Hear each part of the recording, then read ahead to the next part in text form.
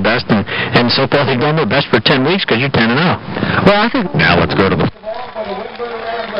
The starting defense. Defensive lineman, number 51, Jay Miller. Defensive lineman, number 57, Philip DeMarco. Defensive lineman, number 74, Brock Cease. Defensive end, number 84, John Groves. Defensive end, number 79, Chris Petoskey. Linebacker, number 56, John Gletto. Linebacker, number 68, Jeff Thomas.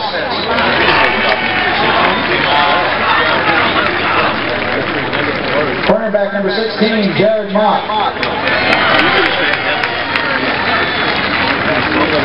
Cornerback, number 33, Dan Clark.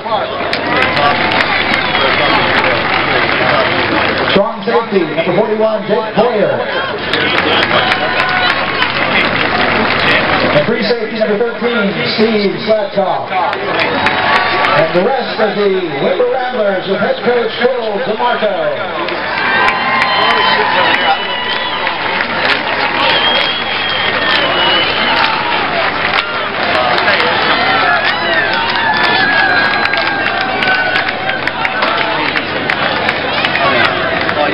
And now, for the Bishop Guilfoyle, no others, the offensive starters. Tight end number 42, Chris Mathis. Good end number 13, Tom Ford. Tiger number 24, Troy Harbaugh. Tackle number 56, Matt Kankowski. Tackle number 62, Jim Brett. Guard number 65, Anthony Denton. Guard number 77, Shane McConnell. Center number 51, Corey Everhart. And running back number 3, Jordan Wiley. Running back number 21, Matt Georgiana. Quarterback number 14, Sean Pacifico. And the rest of the BG Marauder team with head coach Tom Holman.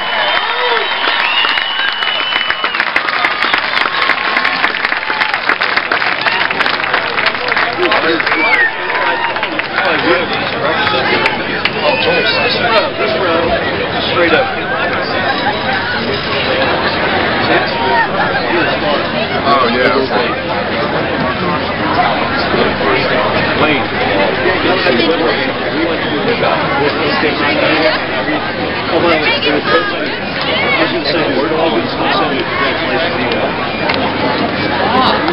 See if Guilfoyle's change will alter anything defensively for the Windber Ramblers.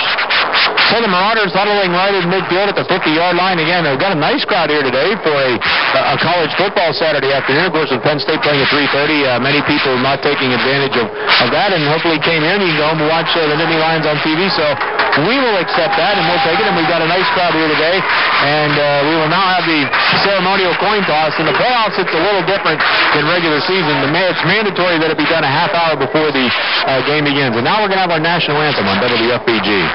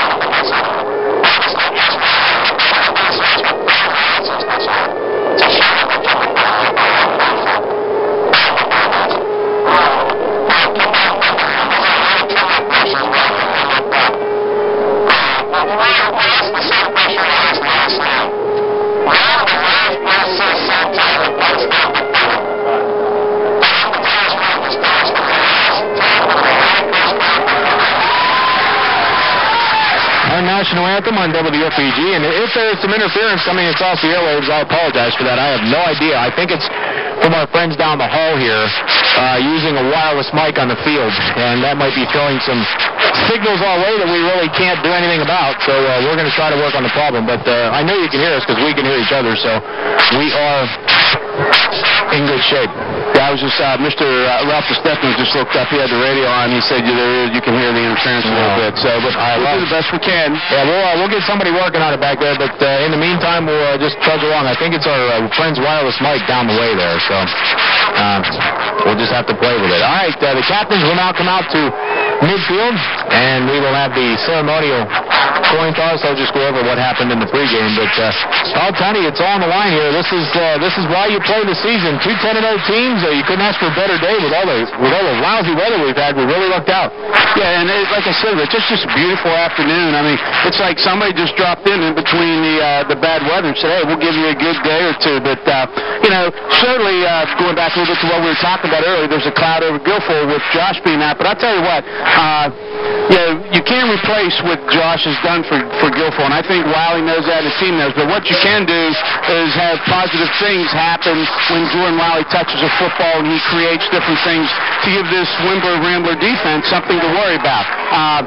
Josh put a lot of points on the board for Guilfoyle, a lot of yards, on the ground running, and he's put the ball in the end zone many times. But it's a 33, basically 33-member team here that's going to be out there, not just one. You're going to lose a little bit of certain things, but with a little bit of desire and the type of game we're playing today, Rich, everybody's going to just have to step up a little bit extra. All right, Windber will receive to start the game, so BG won the toss and I believe deferred to the second half. So here we go. We're going to line up for the kickoff now. Our producer back at the studio is Jamie Riggins, and again, I apologize for the atmospheric interference. I have no idea. I think I have an idea where it's coming from, and we may have to ask them to shut that down. Now, I don't like to do that, but sometimes you just have to do what you got to do. So Bishop Guilfoyle in their home purple uniforms, the Vegas Gold Nunos in white trim, Windber in the red white jerseys and the royal blue navy, and there we go. Somebody heard Hey, somebody heard me. All right, it's gone. The cloud has disappeared. Look at that. The gods are smiling. I said, Rich, I just got a good feeling about today until I entered the booth, and you popped me with that. But like I said, being in that situation before as a coach and everything, you got to have confidence. And when you as a coach show confidence in the ball player, that player will pick it up also because they know the team's going to go right to bat with them. Well, whoever did whatever they did back there, Troy, if that was you or Jamie, thank you. It sounds much, much better. And now we're set. Now I can go. Now we're set for football. Yeah, we don't even really know if we were passing the blame on to the right people. No. But we'll say we were. Jared Mock is back deep for the Windber Ramblers along with number 12, David Kitcho for the Windber Ramblers. 2 10-0 is underway. Mansion Park. Kick is underway, and we are underway. And that ball is going to go into the end zone, and it's going to be a touchback. Yes, sir. Tommy Ford put it barely across the goal line, but that's all it takes. And big number 16, Jared Mock, caught that ball, wanted to run it out, and our referee today, Bob Weller, said, no, I think we're going to put it, there we go, Tony. Right at the 20. Right. So we'll put it right at the 20, and that's a 1st and 10 for the Marauders. Steve Slatkoff, you're going to hear a lot about this guy today. He's 6'5", 180-pound senior. He is tall, lanky, rangy. He can do a lot of things with the ball. He's got Steve Patera as his fullback, wideouts either way. 5-man front for the Marauders. 1st and 10 at the 20-yard line. Slatkoff back to pass. First play of the day. Goes down the field, and it is caught by Mock out at the 40-yard line, so they're going to go right at Troy Sharbaugh. And Tony, today we've seen Sharbaugh make some big plays all season, but he is at a distinct disadvantage in size. Mock is 6'1". They've got some tall, lanky kids on this team. They got John Coolidge, a 6'4" tight end, Mock, a 6'1" wide receiver, and Hostetler, a 6'5" quarterback. Yeah, and what you're going to have to do is you're going to have to put a lot of pressure somehow, some way on the quarterback to help where the weakness is on your defense, which is size-wise. But Troy's going to have to seal off the inside on those kind of routes, Rich, if he wants to be successful. Wishbone, power eye to the right, 1st and 10 for Slatkoff, and the handoff is to the tailback coming through the line of scrimmage. And you know what, Tony? It wouldn't be a game if they didn't give me the wrong information. Greg Guy starts in the backfield. He wasn't even on the list. He wasn't even on the 25 starters that they gave me. It wouldn't be a game if that didn't happen. Unless something materialized between then and now that nobody was made aware of. And the gain is for 3 out to the 43. And by the way, the hash marks in the middle of the field are just about gone. So even here at Mansion Park, it's going to be tough to decipher where the ball is today. 2nd down and 7. Ramblers at their own 43-yard line. They present trips to the left. And again, Josh DeStefano not in the lineup. Jordan Wiley takes his place out there. Curlidge, they're making the slack off there. He's got room. He's up to the 45, fakes a pass, and he's brought out of bounds at the 49-yard line, close to the 50. He's going to be close to a first down, Chris Mathis, but that is what Slatkoff brings to the game. He faked the reverse going the other way to number 25, John Colson, and then he came to the right side, and literally nobody there for the Marauders, and he has got to be the key focal point for that BG defense. And also, he puts a lot of pressure on the defensive ends and outside backers for Guilfoyle. And the defensive ends are going to have to do an exceptional job. They're going to have to turn those plays in. Even if they stretch him out to the sideline when he fakes and bootlegs, they're going to have to do that somehow, Rich. Patera and Hostetler, Colson in the backfield. Now Slatkoff tries for the first down, and he doesn't get it. Well, they're going to give him a generous spot. Oh, my. They're going to give him a generous spot, and the crowd isn't going to like that. The BG defense made a surge, but they're going to give him a generous spot to the 50-yard line. And they're going to measure, but I think he's got it. By that spot, he has a Rich. You and I both saw this play from right in midpoint of the field, and he went up in the air, and he didn't go forward. He went backwards when he tried to leap, and he never got to the 50-yard line where they put the ball, so BG got a bad break there. And they're going to get the first down probably by the nose of the football. Yeah, he's touching the line, I think, Rich, like you said, by the nose of the football. You got it. Yep, just by the nose of the football. So the Marauders did not get a favorable spot. He never made the 50-yard line, but that's where it goes. So Windber now makes it 1st and 10 in midfield. 10:51 left in the first quarter. No score from Mansion Park. But this Rambler offense, they have not scored a lot of points in recent weeks. They beat Bellwood 6-0, beat Conemaugh Township 7-0. In the games against the better teams in the West Pack, they did not score a great deal of points. Right. I mean, they're just good at what they do, and they do it well. Wideouts either way, 1st and 10. In motion goes Mock to the left, one setback. Slatkoff back to pass. No, it's a draw play, and right up the middle comes number 45, Steve Patera. He's all the way to the BG 33-yard line. And Patera and the Windber Ramblers moving the ball at will on the Marauders. And Tony, this is the first time we've seen this all season long. Somebody just moving the ball at will against BG's defense. Well, you know, when you get into games like this, Rich, you're down to the top 4 teams in District 6. You know everybody that's playing today has the capability of moving the football and stopping and making big plays. So I think this is going to be the type of game because these two teams mirror each other so much offensively and defensively, and it comes down to battle of execution, I think. Execution and speed on both sides. One setback is Patera in the backfield. Wideouts either way, double to the left. In motion goes Stevens to the left. 1st and 10 at Ramblers at the BG 33-yard line. Slatkoff back to pass. Jordan Wiley left his feet. Big mistake right over the middle. Ball is caught by Mock. He's inside the 30, and Tommy Ford wrestles him down to the 27-yard line. Jordan Wiley made the cardinal sin of leaving your feet, and he had a beeline to Slatkoff, and when he leapt in the air, that gave Slatkoff enough room to go around to the left side and throw a wide-open pass over the middle, where it was caught at around the 28-yard line, bring up 2nd down and just about 4.5 for Windber. And, you know, Jordan Wiley's going to learn from that mistake. You cannot leave your feet, and expect something good to happen unless you're catching the football. Once you're in the air, you're totally helpless. 2nd down and 4. Handoff is to the tailback. That's John Colson. He gets across the 25 down to the 24.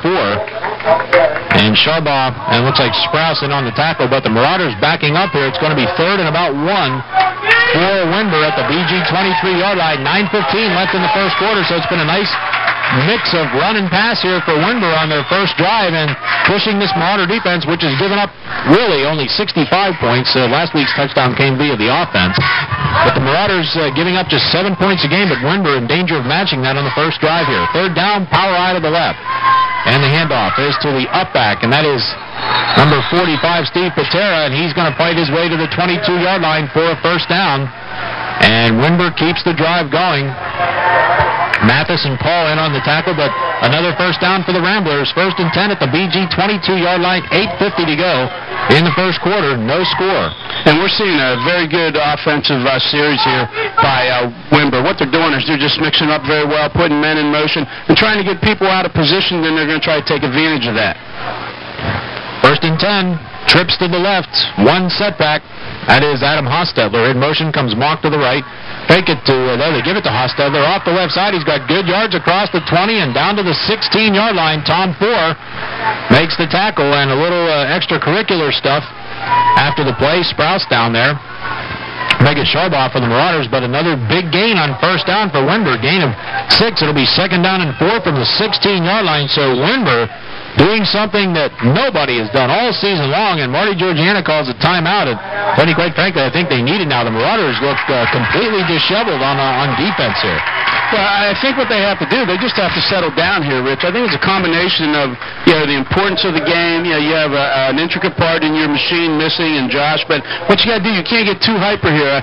They are moving the football, they being Windber, but they're not doing anything that Guilfoyle hasn't seen, or it's just a matter of an execution or being at the right place.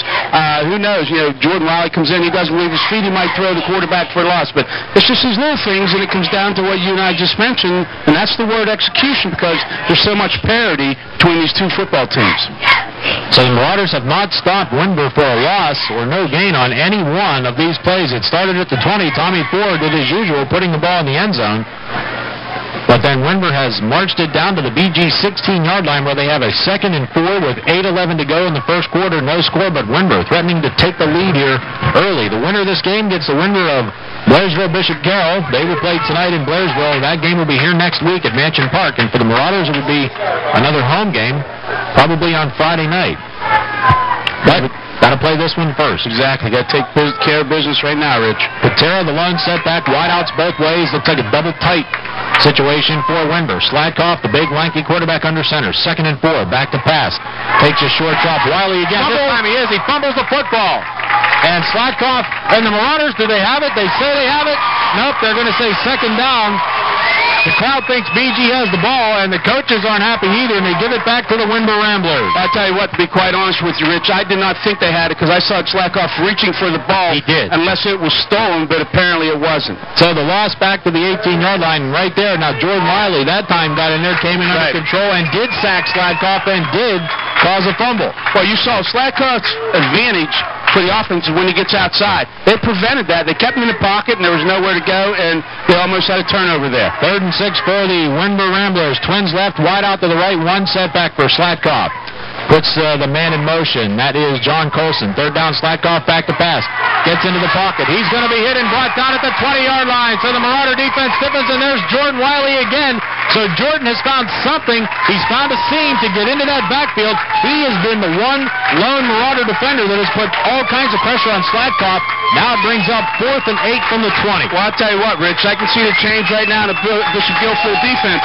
They're putting Mathis at a strong safety, and they've moved Jordan Wiley out to an end who can drop off and play defensive back for you and rush at the same time. If you look, Mathis is a strong safety here. Well, big play. Here it comes, 4th and 8 from the 20-yard line. Twins to the left, double tight end for the Ramblers. Slatkoff back to pass, rolls to the right. He's going to be hit, and he's going to be sacked. And it's big number 65, Anthony Dent. BG takes over on downs. All the way back at the 27-yard line. Something happened during that timeout, Tony. It was a proper timeout by Coach Georgiana, and I'm sure, Rich, what he said was, hey, fellas, we got to do our job. We got to execute. Don't worry about what they're doing. Let's do what we have to do, and good things will happen. And the last 3 plays there, Rich, everybody stayed in their lane. They rushed hard, and that was a sack because of coverage also. Coverage, sack, and big Anthony Dent, Jordan Wiley, and the rest of the Marauder front put Slatkoff to the turf. BG takes over. 1st and 10, Sean Pacifico has Jordan Wiley and Georgiana in the backfield. Twins to the right. Has a 5-man front for the Ramblers, now a 6-man look. Pacifico fakes a handoff, back to pass, steps up. He's got his man Sharbaugh, 37, 40, out to the 43-yard line. Slatkoff makes the tackle, but Sharbaugh just a little down and in, right across the middle, and he was wide open. Well, what they did, Rich, is they put Mathis, the tight end, on a fly pattern, which froze Slatkoff 2 minutes, and here comes Sharbaugh. You're not seeing him coming out. He's tiny coming across that big line there, and now we're going to see, here's a timeout already by Windber. Now we got an injury. It's Dan Clark, one of the starting cornerbacks for Windber, so he's on the turf. But, Tony, I'll tell you what, that last series of plays for BG after a 2nd and 4 to 16, 3 straight sacks in the backfield, and they put tremendous defensive pressure from the outside. As you said, they put Mathis back deep. Chris is not normally a safety, but that's what losing DeStefano does. I talked with Marty before the game, and he says not only Josh plays a linebacker, but he gives you that ability to drop back into coverage. Mathis can't do that. He can't drop back, so they put Mathis out there initially, and you give Jordan Riley the opportunity to be that linebacker / defensive secondary. Exactly. Person. And what he's doing, he being Mathis, Rich, is being back as a strong safety. He's keen on a tight end, which he's able to play. And so it's working out right now, and Windber's going to see themselves here when they're on defense. 1st and 10 Marauders out to the 43-yard line, so a scary start. His turn sweet for Bishop Guilfoyle so far. Georgiana gets the handoff. He's hit in the backfield. He's going to be brought down back near the 40-yard line.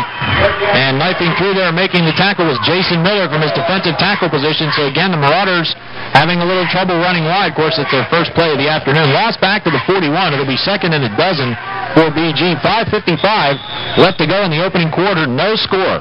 And, my theory is, Rich, when you have something in front of you that might create problems, you go right at it.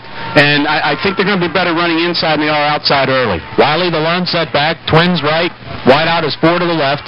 2nd down on the dozen for Pacifico and the Marauders. Sean straight drop back, comes to the left, fires it on the flat, and it's going to be caught by Tommy Four at the 50-yard line. Nice catch. Now, why would he signal to stop the clock? Right. Keep it moving.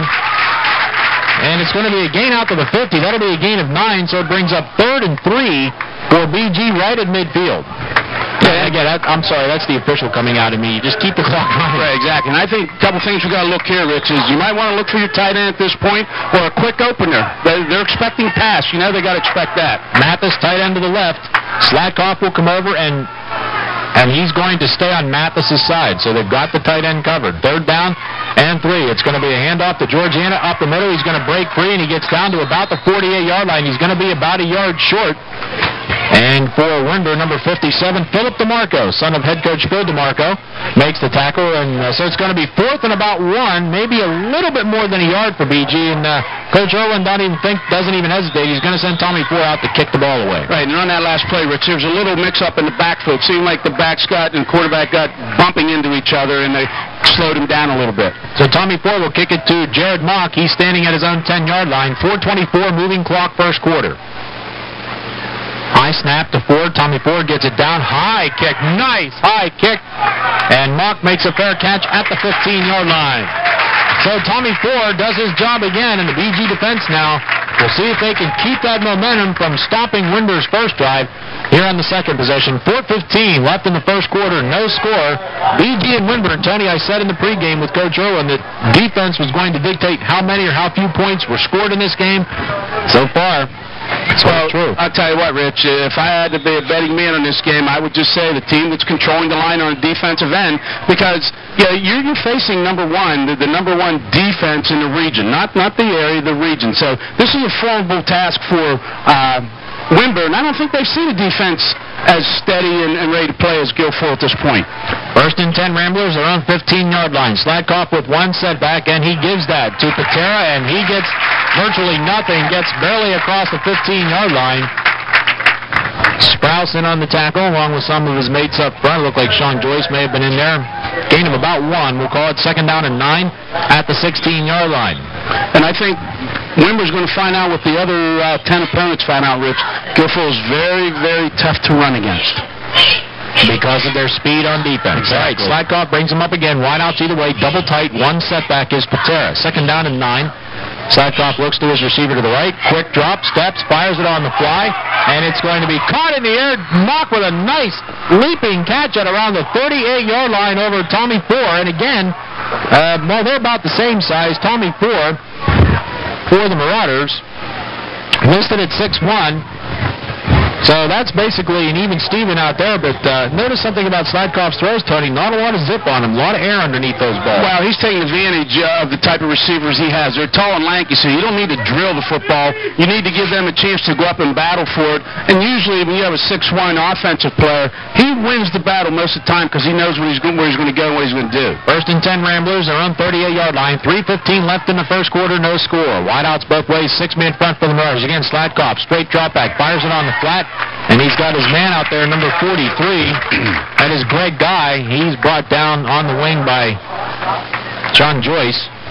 It'll be a gain of about 4. It'll be 2nd down and 6 at the 42-yard line for Windber. So again, they are spreading the field, a lot like BG's offense. And again, I wasn't underestimating when I said to Coach Irwin, these two teams mirror one another on both sides of the ball. Yeah, and what you're seeing the last couple pass plays is Slackoff is doing a 3-step drop real quick instead of rolling out.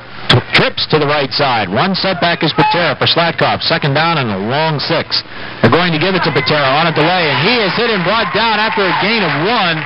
Knifing through there, Matt Georgiana. A couple of bodies tumble by after the play. Right. And Georgiana brings him down for a gain of about 1 or 2. We're going to make it 3rd and 4 from the 44-yard line. 2:15 left to go in the first quarter. No score. 3rd and 4 for the Ramblers. What you got to be careful here, Rich, is you don't want to be too aggressive and let a draw or a screen play hurt you here. Mock wide left, Colson wide right, double tights, Patera the 1 setback for Slatkoff. 3rd down, Slatkoff quick drop. Fires it on the flat. He's got his man first down at the 50-yard line. And that is Colson right in front of Sharbaugh. And again, just a quick step and a quick drop. And a quick throw by Slatkoff, and they're just nickel and diming right now. And again, Windber moving the ball from their own 15 out to midfield. Right, and everything has a reason for it. They could be setting up a pump and go on a situation like that, but this is the type of offense Rich they've been running. They take what they give you, you give them, and then their athletes are good enough to try to create a little more yardage after the play. 1:43, turning clock, first quarter, ball right at midfield, 1st and 10. Colson and Mock go wide to the right, left. And number 12, David Kitcho, wide to the right. He goes in motion to the left. 1 setback is Patera. Slatkoff on a draw. And Joyce came in, committed too late. He gets by 45, 40, 35, and he's out of bounds at the 30-yard line. Just a simple draw play, and Sean Joyce went in and got in too deep.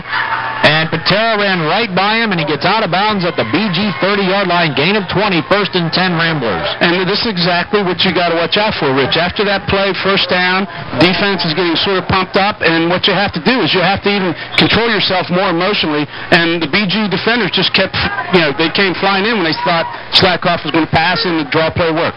1st and 10 Windber again on another long march, this time at the BG 30-yard line with a minute 24. Slatkoff right down the line, gets it to Mark, fakes out one receiver, goes down to the 24-yard line. Actually, he put Tommy Four on the turf.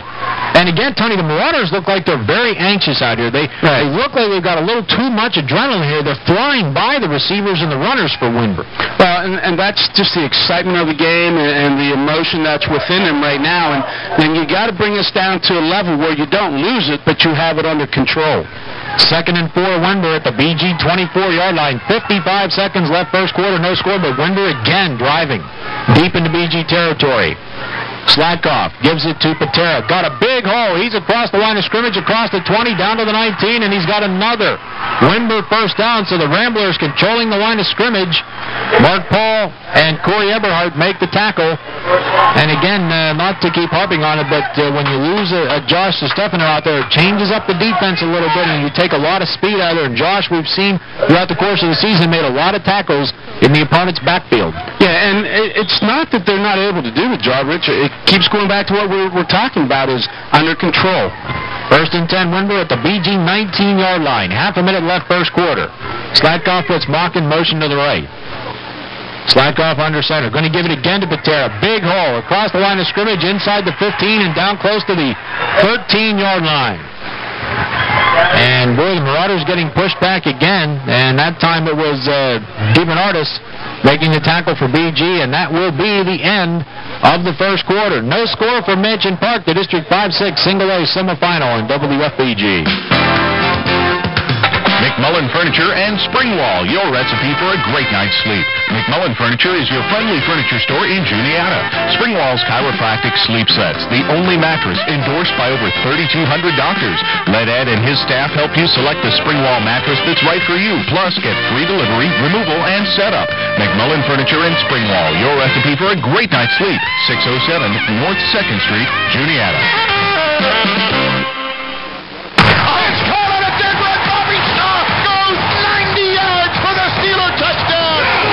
Is your station for Pittsburgh Steelers football. Join me, Bill Hillgrove, along with Byron Cope and Tunch Ilkin for in-depth Steelers coverage. We'll bring you all the exciting action every week right here on the Pittsburgh Steelers Radio Network. Michael Vick and the Atlanta Falcons visit Heinz Field Sunday to battle the Steelers. Pregame show, 11:30 kickoff set for 1 o'clock. Steelers football on WFBG. Back at Mansion Park, after one quarter of play, Windber pretty much dominating the first quarter on offense, but no score. But they have now twice moved the ball from deep in their own territory down to the red zone of BG. This time they sit at the 13-yard line with a 2nd and 5. Last time around they sat there with a 2nd and 4 at the 16-yard line. Marauders with 3 straight sacks in the backfield and stopped Windber cold, but Tony, the Marauders having a lot of difficulty containing the quickness of the Windber Rambler offense. Two things, Rich, that I've noticed towards the end of the first quarter here. Number one is they're putting a lot of motion into the offense to the wide side of the field and shifting Guilfoyle away, and they're coming back with the one-on-one blocking scheme and running to the short side, and that just becomes a one-on-one confrontation. But the other thing that I've noticed in the secondary, there's a lot of jumping around back there by the Guilfoyle secondary, which means they're not quite sure if they're in the right spot at the correct time. And when you do that, you get a situation where you can't make a proper decision back there. So we'll see if there's any adjustments starting the second quarter here, Rich. 2nd and 5, Windber at the BG 13-yard line. Single back. Slatkoff back to pass. And he pumped. There was the pump fake, and his receiver fell down. Now Slatkoff gets out of the rush, and he is brought down by Shane McConnell. And again, Sean Joyce and McConnell that time put all the pressure on. Slatkoff had to go back deep. He did give that pump fake, and the receiver was Jared Mock, but he slipped and fell at the 10-yard line. Slatkoff then had to go to plan B. He came back to the left side. That allowed McConnell to chase him down and nail him for the sack. And then that was the setup, Rich, that we were talking about earlier. They were hitting the flat, and there's your pump and go. And right here was a great situation to run it. The Guilfoyle did a good job. They were helped a little bit by the receiver going down, but the weak side rush was there, and Shane McConnell did a nice job in containing Slatkoff from turning that corner. The sack all the way back to the original line of scrimmage, the 19. 3rd and 10 for Windber. Twins right, single man to the left. That is Jay Stevens. He goes in motion to the right. Slatkoff straight drop back. Going to be a screen. Got him in the middle, and it is intercepted by Sprouse. No, they say it hit the turf. It did, Rich. It did. It did, and the BG coach is a little bit excited there at first, but we've got a flag, and we may have a holding call against the Ramblers here, and it is. Now if you're BG, you decline it. It's 4th and 10. If you put them back, it'll be 3rd and about 20 from the 29, and I'll tell you what, Tony, this is a big decision here. I'll tell you what, Rich, in my situation here, they're pretty close to the end zone. A lot of things can happen. You have short ground to work with. I would move them back. Well, Tom said, play deep. He already signaled to decline the penalty, so he's not going to give him another down. I hope it works out, because Slatkoff is so dangerous in this area, Rich. That's anything that scares me. And nothing against Guilfoyle's defense. Now they really got to be up, because Slatkoff is capable of getting 10 yards here. Well, it's 4th and 10 from the 19-yard line, so the BG defense, they must like those 2nd and shorts from inside the red zone. Well, this is twice now. They have a chance to get the ball back on down. That's where it really counts, Rich, the red zone. All right, we'll see what happens. Patera and Colson split backs behind Slatkoff. 4th and 10. Slatkoff back to pass. Here comes the rush again. He goes for the corner of the end zone, and he got his man Curledge for a touchdown, and we're going to have a flag on the play, and we may have interference on Sprouse. Curledge, again, there was a lot of contact there, but we'll see what the penalty is. And it's going to go against the Marauders, and it'll be a touchdown for Windber. So Sprouse went up against big 6'4" John Curledge, and Mike Sprouse is all of 5'7", so that's a 7-inch height advantage. And Slatkoff just threw it up there, and he let his receiver go up to get it again, and Windber takes the early lead. See, Rich, that's the only reason why I thought it'd be better to put them back, because he had such an advantage of going to the end zone there. And they created a one-on-one situation. There was no help with Sprouse. So that silences the Marauder faithful here on the home side, and now it'll be Jared Mock to kick it. The left-footed sidewinder gets the snap, the hold, the kick is up, and it's good. And so Windber does something that only one other team did all season long on the BG Marauders, and that's take the lead. Mount Union did it back in week number 8 on a long play, a pass play over the middle in the first quarter, but Windber takes the lead here 7-0. And, well, Tony, we said it that night, and we're going to say it again today. Now the Marauders have to answer the bell. Right, exactly. And Rich, I could see that soon they come out of the huddle. Just on the formation that they were in, it was a one-on-one with Sprouse, and they threw, really, it was a fade pass. They threw it up in the air, and they said, okay, we have the distinct advantage of going and getting it, and Slatkoff throws a pretty pass. There's no doubt about it. And you know what? Sprouse was there. He just was the size advantage was the key factor there. He even had inside position, and that's what you want when you're playing that close to the goal line. He didn't have a lot of room to work with, but again, it was 6'4" against 5'7", and it was just a jump ball. And you can be the best athlete in the world, but Mike Sprouse isn't going to win that jump ball situation. And Richard, who's that? 84 that caught that? Curlage. Yeah. He's 6'4". Yeah. So there's, like you said, 7-8 inch advantage, and but. It's a lot of time in the football game here, and they had to work to get that touchdown, and Guilfoyle just has to keep their composure and come back. Well, so BG went on a gamble. They declined the penalty and made it 4th and 10, and Slatkoff with a 19-yard touchdown pass to John Curlage with 10:55 left in the half, and Windber takes a 7-0 lead. Only the second time this season the Marauders have trailed in a football game. Okay, well, we'll get a chance now. It's playoff time, Rich. Now's when you really have to work and everything. And, I'm just not quite sure. Also, when I saw that flag going down, Sprouse must have just grabbed the jersey or done something to try to keep it from going up. Going up because, But it was a situation, and that's why I had said maybe move the ball back, because it made them have the advantage there in the red zone. Well, we'll see how it plays out here the rest of the way. Mock kicks it, high kick. And it's going to be fielded by Sharbaugh, fumbled at the 5, and he picks it up. He's up to the 10, to the 15, to the 20, skips across the 20, and he's out to the 22-yard line.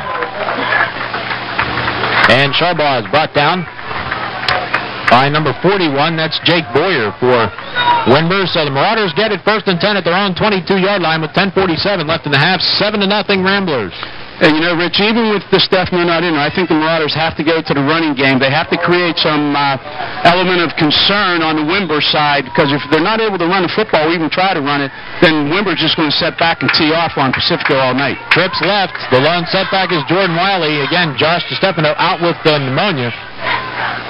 Not playing today, and just alters the physical makeup a little bit. Pacifico back to pass. He's being rushed. He's flushed out of the pocket, steps up, and he fires it downfield. That's a dangerous pass, and it falls harmlessly to the ground at the 35-yard line. But Sean Pacifico, a dangerous, dangerous pass on the run. He was being chased by several white jerseys, and Windber clearly has seized the momentum here in quarter number 2. And that's definitely something that Sean knows that he shouldn't do and probably will not try again, because you just can't put the ball up for grabs against a defense that's quick and reacts to the football as well as Windber, especially when Guilfoyle's deep in their own territory. 2nd and 10, Marauders, their own 22-yard line, 10:39 left in the second quarter, 7-0 Windber.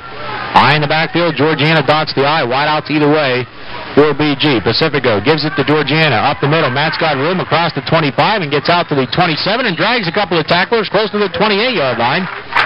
So up the middle, Matt Georgiana will gain close to 7 yards. No, he'll gain 6. They'll put it at the 28. It'll be 3rd down, and going to call it a long 4 for BG. See, Rich, and this is what I feel Guilfoyle has to do on a 1st down situation. Get in that 2nd and 5, 2nd and 6, because it creates a better play selection for you on that then situation. It gives you 2 downs to make 4 yards instead of 1. Exactly. Now it's 3rd down and 4 from the 28-yard line, and Windber just jumping all over the place on defense right now. Pacifico, quick drop, pump fake, steps up, eludes the rush, throws it over the middle. He's got his man Georgiana through his hands at the 50-yard line. Pacifico again had to throw it on the run. And Georgiana hit the turf hard, and he and Slatkoff exchange pleasantries out there, and a lot of sportsmanship out here. Both teams very helpful in helping the opponent up from the turf, and that time that's the way it was there, but it's 4th down, and BG has to punt the football. You got to respect each other, but don't go showing too much respect, I always say, because then that's showing something else there too. But it was just a good play. Slatkoff landed hard on Georgiana, and he just checked and see if he's all right. So the Marauders again will have to punt, and boy, Tony, I don't remember seeing this many punts from BG in a game all year. Right. But Windber brings a very stiff defense in here. They've given up less points on the season than BG has. I think it was 55. Tommy Ford gets a low snap, a high kick, but it's short. It's a wobbler. And it is going to be, and there was a blatant hold out there as Mike Sprouse went down to cover the punt, and number 41 for Windber was Jake Boyer, and he just tackled Mike Sprouse before the fair catch was made at the 50-yard line. But Windber gets excellent field position with 9:47 to go in the half. I think the BG fans were complaining about the fact Tommy Ford went down in the back there when he was punting, but to be honest with you, I think the person was blocked into Tommy because he got the ball off, and he didn't land on his feet. Then he got knocked down. 1st and 10 for the Ramblers at the 50-yard line. They lead it 7-0 and have a short field to work with, and now the onus really falls on the Marauder defense. Slatkoff, quick 3-step drop, got a man wide open on the flat. Curlage breaks the tackle, 40, And he's out of bounds near the 40-yard line. Going to be another 9-yard gain. And Tony, it's just a 2 or 3-step drop and a quick hitter. And there's no mud out there. I don't know why the Guilfoyle corners are playing so far off the ball. Well, I think it's an element of, number one, size. If they do a stop and go, Rich, he's gone. But what you got to watch out, these receivers, they get the ball, and they're quick with their first move, and 84 just spun to the outside. And as a defender, when you come up, you want to come up and turn the receiver to the inside after he catches the ball, because that's where the flow of the penetration to the ball is going to be. Gain of 8 to the 42-yard line. 2nd down and 2. Clock stopped on the out-of-bounds play. 9:39 left in the half. Windber looking to seize control here in the second quarter, leading 7-0. Slack off again. Quick drop. Curlage, 40-yard line. 1st down. Breaks a tackle. Georgiana let him go, and he's down to the 37-yard line. See, there's a situation, Rich, I was just talking about there. You turn him into the garbage. Anything can happen, a fumble or anything, and he doesn't get a lot of yardage there. But, you got to give credit where credit is due, and that's to the Windber offensive scheme right now. They're just picking Guilfoyle apart on their 4 and 5 yards. Number one, they're doing that because they have a distinct size advantage over that, Rich. They do. They can just throw the ball up there, and Guilfoyle's in a tough. They may have to go to a zone type of situation, too, here, being Guilfoyle. Mark the ball at the 38, 1st and 10. Windber driving again in BG territory, already leading 7-0. Mock in motion to the left. Windber has almost abandoned the running game here. Now they do give it off to Patera. He's got a hole, breaks a tackle, 35-30 down the sideline, cuts back to the inside. Sprouse misses him, and he's brought down by Mark Paul at the 15, 16-yard line. Well, Windber just shredding BG's defensive line right now, and a deafening silence here on the home side as the Marauder faithful, not used to seeing this, but Windber is just mowing BG defenders out of the way. And this little back, Patera, is only 5'6" and 140 pounds, but he can move. Well, his strength is he's low to the ground and hard to bring down, Rich. So it's 1st and 10. Windber at the BG 16-yard line. Ramblers taking control here. Slatkoff under center. Another 2 or 3-step drop. Fires it on the flat. Got his man in the open, and it's caught and then dropped. Tommy Ford put Jared Mock to the turf. Another quick just down and out and a little button hook, what they used to call it. No gain. It'll be 2nd and 10 on the incomplete pass with 8:46 to go in the half. 7-0 Windber, but they are on the BG 16-yard line. Yeah, and Guilfoyle really has to tighten up here, Rich. It's almost imperative, that they don't give up a touchdown here because you're 2 scores down and you're just playing into Windber's hand. Well, and the way the offense is played, it's been tough sledding. 2nd and 10 at the 16-yard line. John Lehman now in as a wideout for Windber. Slack off again, back to pass. Fires it over the middle. He's got his man, and that is Lehman, and he drops the ball. Make it number 25, John Colson. Slack off with a bullet pass as he was backing up, and he hit him in stride.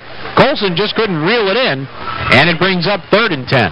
Well, very fortunate for Guilfoyle, Rich, because it's a well-executed play, and I'm not sure if he holds on to that football if he doesn't get into the end zone or close to it. So it's 3rd and 10 for the Windber Ramblers at the 16-yard line. 8:43 to go in the half. Marauders need a big stop here to keep them going down 2 scores. And Josh Haba now into the game as a wideout along with Mock on the left. 1 wideout to the right. Split backs for Slatkoff. He drops back. He's got time. Fires it on a flat. Wide open is Haba. He's at the 10, and he's brought down at the 8-yard line.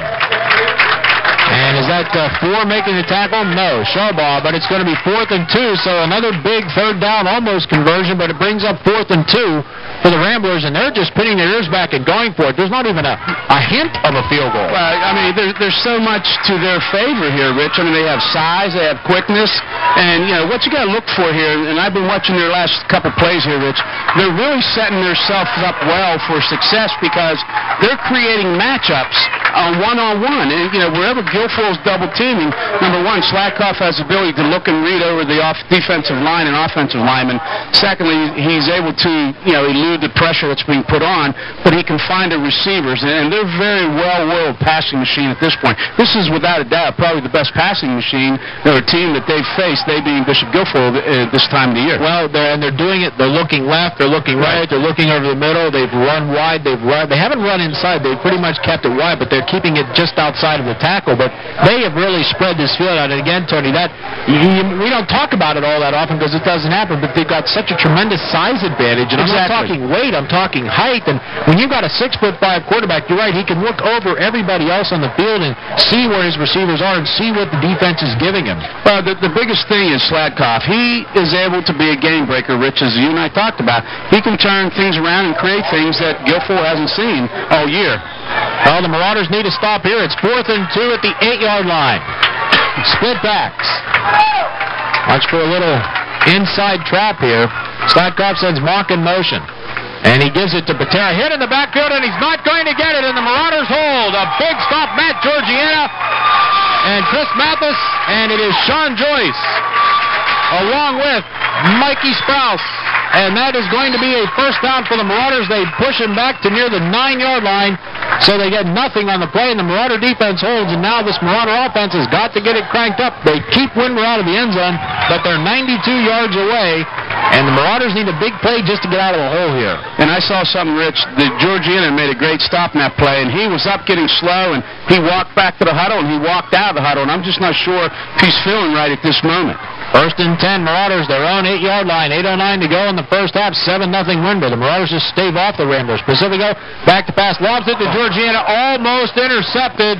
Number 79, Chris Perkowski was out there, a defensive lineman, actually defensive end, and he went out with Georgiana and almost pulled off a Jack Squire right there by the goal line, and that would have been disaster. So they have to pick that up. But I'm just surprised, Rich, at this point that they're not running the football. I mean, they have to get out of there. I tell you what, when I looked at the middle, Sean had a quarterback sneak for positive yards if he'd have come up with that. They got to get something going on the ground here.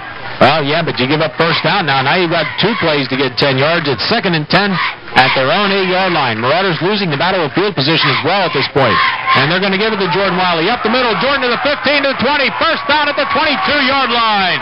So there you go. Tony hit it right on the head again. Jordan Wiley with a head of steam. Sladkoff makes the tackle. But the Marauders, for whatever reason, have almost totally abandoned the run here, and you've got plenty of time to run the ball down the field. Rich, I've said this all year long. The Marauders' strength is running inside first, then outside. And right there was a proven case.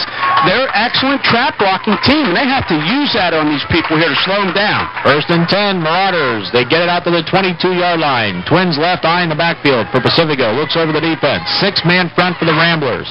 Handoff. Georgiana gets across the right side, across the 25, and out to the 27-yard line.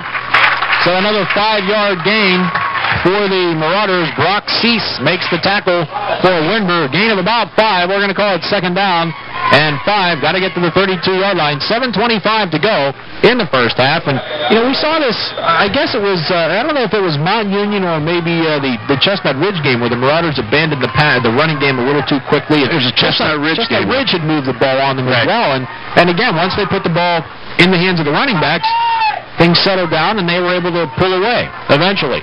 Pacifico gives it to Georgiana, cuts back to the inside. He's going to drag people out close to the 30-yard line. He'll be a couple of yards short of the first down. Several white jerseys make the tackle. Big Phil DeMarco and Cease again make the tackle for Windber. We're going to get it close to the 30-yard line. Going to be about 3rd and a long 2 for BG. With 6:40 left in the first half, 7-0 Ramblers. Yeah, and I agree. Georgiana's the workhorse, and rightfully so, and he needs to be the workhorse today. But they can't forget about Jordan Wiley back there, because they're the guy they're not looking for, and that's Windber. Oh, Wiley is the lone setback. 4 wide to the right. Twins for the left. Pacifico fakes it to Wiley. He's got to get it out to the flat. Georgiana, he's got the first down at the 34-yard line. A nice lob pass from Sean Pacifico. Coming up to make the attempt at the interception was David Kitcho. And Kitcho went for the ball, and Georgiana went right by him, and Pacifico laid it in beautifully into the breadbasket. 1st and 10 at the 34-yard line. Great job by Sean. He laid it out there, and as you said, the defensive back went for the interception, missed it. And a better job by Georgiana to keep his concentration on following that football into his hands, Rich. 1st and 10 Marauders, their own 34-yard line. BG trying to mount a drive here to tie this game up. 6:09 to go in the half. 7-0 Windber. 1st and 10 for Pacifico. It's a blitz for Windber, and we've got movement. Tommy. And we're going to have a false start on the Marauders as Windber sent everybody on the blitz, and Jeff Thomas, number 68, came from his down lineman position, and I believe the Marauders are going to get nailed for a procedure call. And again, Rich, as you're talking, I'm sitting here looking on the field, and Georgiano very slow getting up, almost like he's having back problems again that was ailing him early in the season at the end of last year, and he's walking around, and hopefully things hold up for him because they can't afford to lose him. Well, I had heard something in the course of the week about learning about Josh that Matt was having some problems as well. I mean, I'm just looking at him. He's running slow. His head's down a little bit, and that's not the Georgiana we're used to seeing. All right, it's 1st and 15 now. The penalty sets BG back to its own 29-yard line. 5:47 to go in the first half. Pacifico gives it off to Jordan Wiley. Going to try for the outside, and he's tripped up and brought down at the 27-yard line. John Curledge with a shoestring tackle. And had he not gotten to Jordan Wiley, he may have gotten to the outside. Jordan had at least one, maybe two blockers out there. But it puts him down, and it's a loss back to the 27, and it's now 2nd down and 17 for the Marauders. Rich, right there, we went back, and we saw where did they try to run? Outside. And they being Windber, have too much strength on the ends and too much speed. So they're going to have to get it back here a little bit at a time. Well, but now they put themselves again in a must-passing situation. 2nd and 17 with 5:05 to go in the half. Pacifico takes a quick drop, looks to the left, fires, and he's got his man Craig. He's out to the 31-yard line. And Craig is put down by number 68, Jeff Thomas. Be a short gain of 4 out to the 31. Still a long way to go. 3rd and 13 for the Marauders. Tony, looks like they don't want to go anything deep right now. Well, yeah, and they don't need to, Rich, also. And I'm thinking here as I'm watching the field of play and trying to watch what the defensive backs are doing, the tight end has to be utilized here because when you use your tight end, it opens up a lot of other things because it creates different coverage. So we'll see if they look for Mathis because they're shutting down Tommy 4. 3rd and 13 for the Marauders, their own 31-yard line. Twins left, wide out to the right is 4. Lone setback, Jordan Wiley. Pacifico takes a handoff. He's got time, steps up. He fires it down the field. He's going to overthrow Tommy 4. And the BG crowd saw contact there, and on the coverage was Jared Mock, and he's becoming a thorn in the side of this Marauder team. And the Marauder fans wanted an interference call, but there was nothing there as Tommy 4 had actually beaten Mock down the field, and the ball was just a little bit overthrown, and the Marauders will have to kick it away with 4:17 to go in the half. And, that play didn't deserve a penalty flag because I tell you what, the defensive back made a nice play. He was beaten, but he cut in front, and he stretched out. He just happened to touch the players. He stretched out, but he made the contact with the hand on the ball and never had a hand on the player. Tommy 4 to boot it away to Jared Mock. Tommy 4 this time not rushed, but gets a wobbler off. It's going to go off the side and take a somewhat of a BG bounce, and it goes out of bounds at the 37-yard line. That's where the Windber Ramblers will take over with 4:06 to go in the half. So again, the Marauder defense has had to pretty much stop. They've stopped Windber on 2 out of 3 drives. The lone touchdown, a 19-yard touchdown pass from Steve Slatkoff to John Curledge on a 4th and 10 at the BG 19-yard line. Here in the second quarter, gave Windber the only score of the game, 7-0, and the only other time the Marauders went into halftime with a goose egg was the East Stroudsburg game way back in October. And Rich, Guilfoyle's defense has to make a stop here, 3 plays and out, so they can get the ball in better field position. 1st and 10 Ramblers, tight formation. They're going to pitch it back to the little guy, Patera. He's going to get to the outside, and Chris Mathis says, not this time.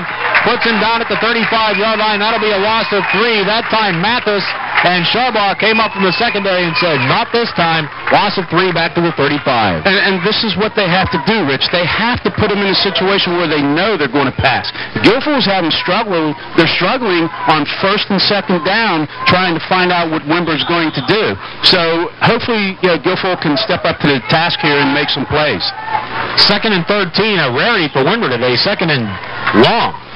They put Twins to the right, and Mock wide out to the near side. One setback is Patera for Slatkoff. The lanky quarterback takes a snap, steps up, fires it downfield, and he's going to overthrow his intended receiver, Curledge, badly. I think Curledge went inside.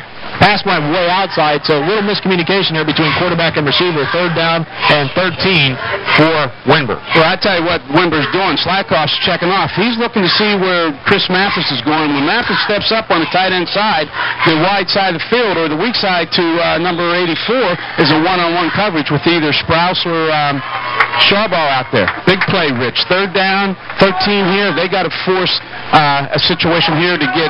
Well, you want to force a punt here, but it'll also give you decent field position. Exactly, and that's what they needed here. 3rd and 13.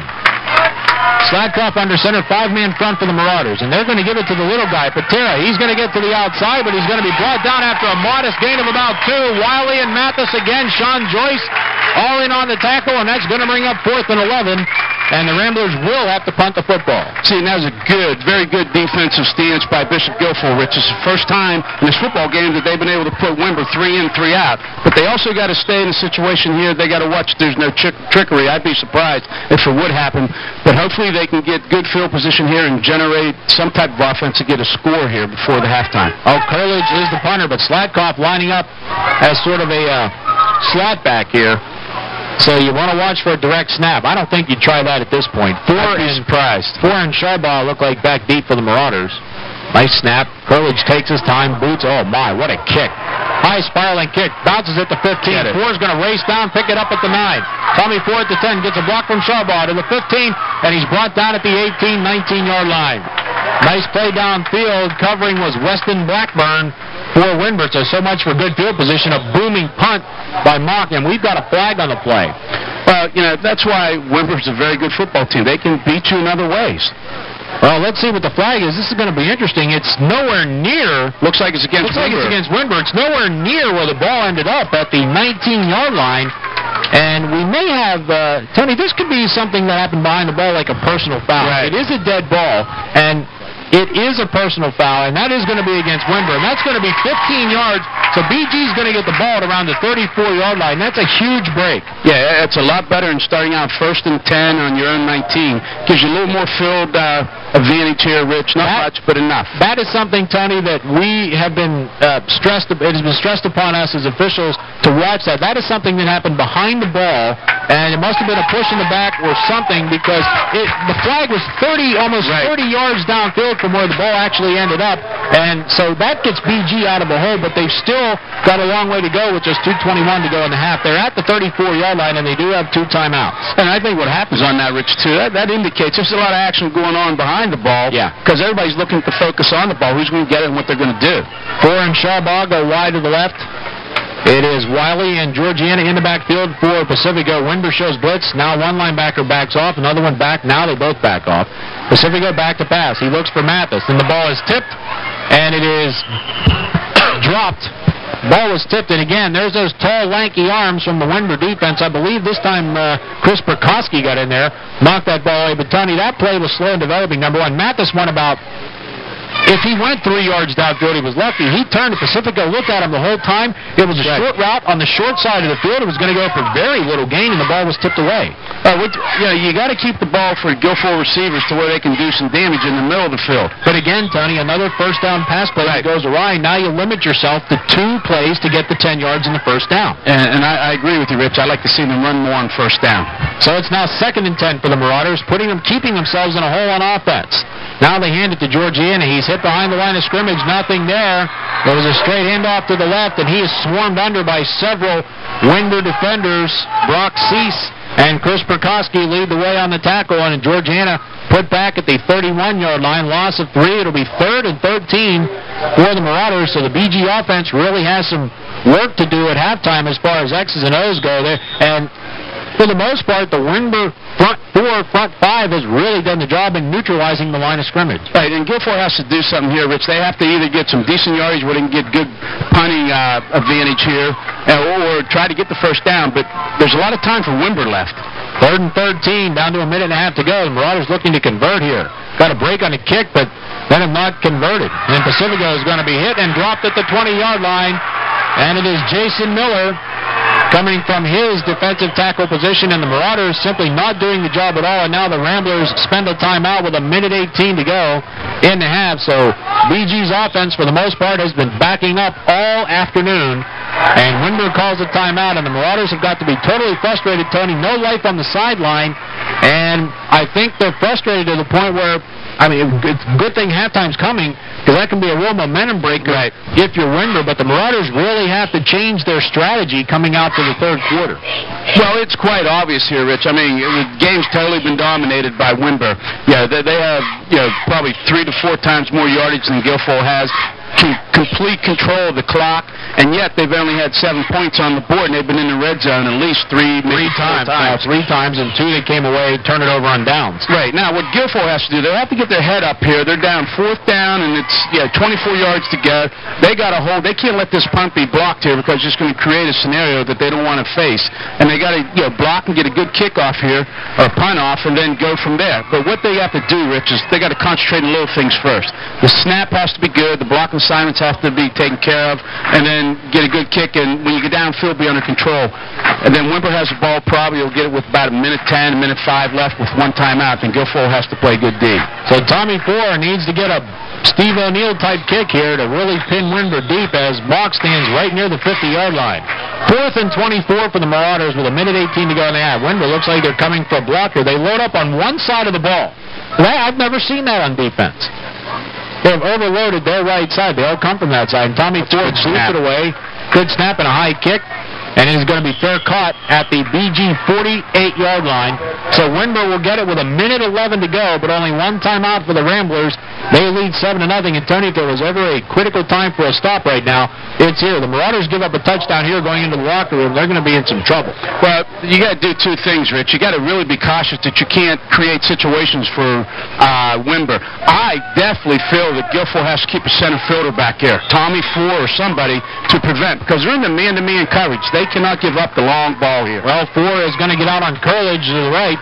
Well, they're in a zone now. You can see it now. 2 deep zone. They're in 2-man coverage. It'll be 1st and 10. Windber at the 48-yard line. Slatkoff stumbles back to pass. They give it to Curledge, and he gets out of the grasp with Tommy Ford, but then dives down to the 41-yard line. A big gain of 7. And Windber with only 1 timeout now has to go into the hurry-up offense. Under a minute left in the half. 7-0 Ramblers. They're trying for 1 before the break.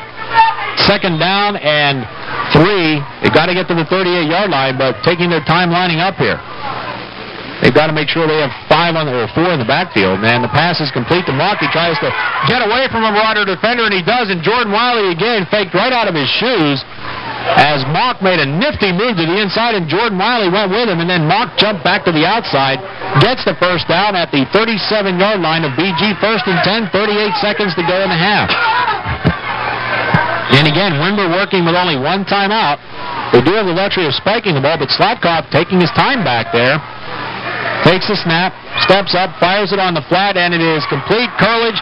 Tommy Ford has him by the jersey looking for help to put him down. And Tommy Ford, if he had let go, if Curledge breaks free, he's gone to the races, and Tommy Ford almost picked himself off a pass, and he gets it out to the 30-yard line. And that's going to be another good gain of about 7 yards, and it'll be a timeout for Windber. Their last timeout with 20 seconds left in the half there at the BG 30-yard line. 2nd and 3. Windber leading 7-0. Rich, I'm not sure if I'm if I'm the defensive coach here, I got to be 2 things worry me. Number 1, the secondary's coming up out of control. I mean, there's no way that they can gamble now. And number 2, Rich, as Tommy Ford's holding on to the receiver's jersey, nobody's flying to the football. I mean, he was right there, prime position to be hit hard or try to be stripped or something, and they're not getting there. BG's missing something right now. Just hopefully they can hold on for 20 seconds here, and then get into that locker room and get their heads back on straight and say, hey, look, we're playing bad. We're only down 7-0 with the ball coming to us. You've got 20 seconds to go to hold that, and the Marauders now cannot afford to give up a touchdown here. 2nd and 4, 30-yard line. Back to pass to Slatkoff. No timeouts for Windber. He goes to the flat, and it is caught by Mock, and they say, yes, it is a good catch. No, he says no, they see the downfield official waved it off. Yeah, it did. He scooped and went between. He actually waved it off. He said it was incomplete. Right. Now both officials concur that it was incomplete. And the Windber fans don't like it, and the Windber coaches aren't going to like it. Looked like to me caught the ball. Well, Rich, as I watched it, he went up for it and it slid between his legs. Okay. And the back judge, with the official on the side there, the back official, he made a call quickly. And the person that was marking the ball, Rich, he never looked back. So neither were right. They were doing their jobs, but the call was made right at the point, and there was no hesitation in it. So 3rd down and a long 4. And the Windber coach is not happy with that call. 14 seconds left. 3rd and 4 at the 30-yard line. See, right there, they don't have double coverage on. No, they don't. They got one-on-one. Slatkoff fires it for the end zone, and he's got his man down there, and that should be pass interference. Right. There it is. That's going to be interference on Mock. He was all over the back of Tommy Ford. And if this goes against BG, you're going to hear a roar that you can't believe. And Mock was all over Tommy Ford on that play. In fact, he pulled him away from the ball. Yes, he did, and it's going to be against Jared Mock. That's a textbook call. That's a no-brainer there. Mock was all over Tommy Ford to go up and get that ball, so that's going to be a 15-yard penalty from the line of scrimmage. And the Windber coach is not happy, but I'm telling you, folks, if you're here and you saw that, that's a textbook penalty on the Ramblers, so that's going to put the ball back to the 45-yard line with 8 seconds to go, and now the Windber will just simply put the ball in the air. And, you know, and it's a loss of down, so it makes it 4th down. Right, and on the other side, Rich, the Windber coaches couldn't see where the interference occurred because it came on the backside where he pulled the jersey and pulled Tommy Ford down, went over him. So they didn't have the advantage to see what we had. But, you know, that just, I mean, this offensive passing offense for Windber impresses me. They have many weapons out there, and Slatkoff, he's the best I've seen so far, Rich, in the area. Throws a nice spiral. He does throw a lot of air under, but again, you've got tall receivers, and BG with not a lot of height in the secondary. 4th and 19. They've got to go for the end zone here. Slatkoff back to pass. He steps up to midfield. He's going to be hit and brought down, and the Marauders will get the ball with 3 seconds to go. And if I'm Coach Irwin, well, the ball doesn't start till the snap. The clock won't start until the snap. But I call timeout, Tony. You're midfield. You might as well take a shot at the end zone here. Yeah, you got to. But you know what? On the other side of that, they may be sending people, and you risk a pass attempt that becomes a fumble, and somebody pick it up. So your best bet is you're getting the ball. You know, Rich, just go in the locker room. They do call a timeout, and they are going to discuss it. So I just take a chance. I mean, you've only got 3 seconds to go, and if you throw it downfield and it gets intercepted, it's a long way to run that ball back for a touchdown. So if I'm the Marauders, I go for broke here. You're 51 yards away, and you have 1 try at the end zone. And who knows? You could get another penalty, right? You could get another interference call, and you get another play before the half ends. And, yeah, I guess maybe I'm playing devil's advocate here. The way that Sean Pacifico hasn't had time the last 3 or 4 times to set up and throw the ball. 2 things I look at. Sean's not very quick-footed to get outside to heave it down. His strength is staying in the pocket, stepping up and throwing the football. And I guarantee you, with the defensive secondary that Windber has, they're going to match up one-on-one, and they're going to send 5 to 7 people here. So it's a call where let's go for it, and I agree with that. Then something inside of me says, let's not risk something crazy happening here. Well, 3 seconds left. They're going to put 7 guys in coverage. Linebackers will play about midway between the line and the secondary. They've got 5 guys playing deep. And Pacifico takes it and goes to a knee. So that'll be the end of the half. So the Marauders play it conservatively, but Windber will take the lead into the locker room for the first time this season. 2 things happen here. Bishop Guilfoyle with no points at halftime, and they go into halftime trailing their opponent 7-0. And Tony, the Marauders they've got to figure out something. They've got to figure out something to do on offense to get things going. You only need a touchdown to get back in the game. You get it to start the 3rd quarter, but that is the most pivotal drive of the game, and I really think that as I saw it last night in the Forest Hills-Tyrone game, that first drive of the 3rd quarter can make or break a game, and right now for BG, that's got to happen here in the second half. And I agree with you. I just don't like some of the things Guilfoyle's doing. I think they got to go right at these people, Rich. I think they got to play mouth mash football because Windber right now has the luxury to tee off. They don't know if Guilfoyle can run or not run against him. I think Guilfoyle has to come out and challenge him first couple plays right up front to give Sean some operating room and his receivers also. So the Marauders get off the field, Windber into the locker room. Both teams will discuss strategy. Enzo's mark of the 2nd quarter, a 19-yard touchdown pass from Steve Slatkoff to John Curledge. Jared Mock's kick made it 7-0. That's where we stand. And Tony, I made my way down to the field, or actually down to the track here, and a couple people along the way stopped and said, well, what do you see from up top? And I just told them what you said. I mean, they're taking themselves out of their offense by throwing on 1st down. I mean, there's no time to panic. You've got plenty of time, and you're only down 1 touchdown. If you were down 2 or 3 scores, I could see the rush to throw the ball. But you've got to let your offense work, and they're not doing that because most of the passes on first down have been incomplete. Windber's speed has taken away the outside. It's taken away the front. It's taken away the flats, and it should be leaving the middle wide open, like you said. And the few times they have run the ball up the middle, Jordan Wiley did have a nice run up the middle. Got to start running him more in the second half. Now you've limited yourself to you're down a score, and you've only got 24 minutes to play. Right, and I agree with you, Rich. I just felt Guilfoyle was punishing themselves, number one, because definitely they lost a lot with Josh not in there, but you can't do what's worked for you all year. You can't stop doing that. And if I'm Windber, I don't know. I mean, I'm sure they're happy with the defense, but they really haven't had to stop Guilfoyle in the running game. So Guilfoyle has to come out and say, hey, we have to throw because we can't run the ball. Until that question is answered, then Windber's going to have a great time teeing off on Guilfoyle. And they have to come out, and I think they got to play smash mouth football the first couple of plays right here to let Windber know, hey, we're not going to make it real easy for you where you're going to be able to tee off and come at us. And then what happens then, Rich? You can't run a play-action pass and expect it to work when your running game's not working, because everybody's just going to look at you and say, hey, he doesn't have the ball. It's a play-action pass. So hopefully they'll come out and do some things. And you got to give credit to Windber. They've mixed some things up. Offensively, Rich, as you said, they've controlled the football. Guilfoyle's very fortunate not to be down another 2 or 3 touchdowns at this point. Another key to this game is going to be the offensive line. I think BG, when they do throw, they've got to give Sean time to throw the ball. They haven't done that. He's been flushed out of the pocket numerous times. He's had to throw it on the run. He's thrown the ball away a couple of times. One of them was just a floater out there that's such a dangerous pass. Got to be able to give him time to throw. He's not a guy that can get out and run. He's just we're just telling you he's a better pocket passer than he is on the run. They've got to give him time to throw in that pocket. Right, and you're right, Rich, because in college, high school, pros, you have passers that are better and effective passers when they roll out or they stay in the pocket. So Sean's more effective in the pocket. But I feel they got to start using the middle of the field. I think they have to use the tight end more to free up the outside.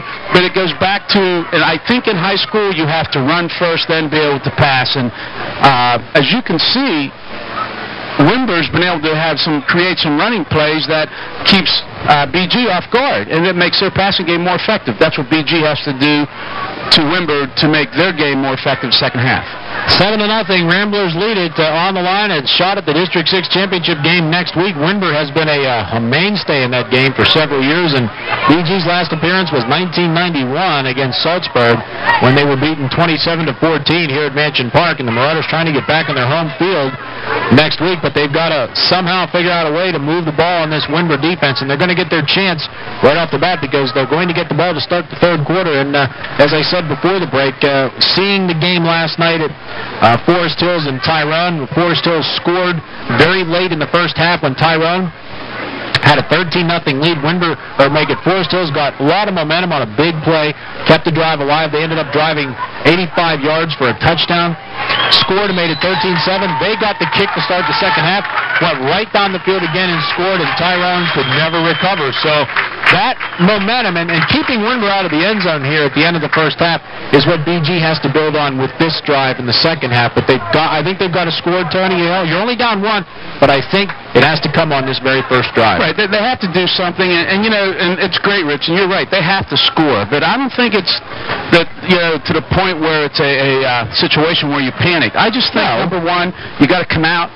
Field position is going to play a big factor here, Rich. Guilfoyle had very, very poor field position the whole first half. In fact, the one time you and I thought they were going to get good field position, the punter made a heck of a punt and pinned him inside the 20. So field position is going to be a big thing, and when you have good field position, it gives your offense of line and your offensive unit more, more energy and more concentration that things can work and be able to come out on a positive note. So, you get down to, Rich, there's 4 teams left in this single A field, and there are 4 good teams. These 4 teams can compete with many, many upper-class teams, AA, AAA, and Carroll's done it, and BG's done it, and so forth, and Blairsville's exceptional. So we're not going to see high-scoring games, but it's coming down to Windber's done what they had to do at this point, and Guilfoyle, and a positive note, Rich, has stopped Windber 2 times in the red zone. Well, not only that, but Windber has really set themselves up. Like you said, they can basically do anything they want. And I think you're right. They don't have to make any adjustments because what they did in the first half worked for them. What BG did,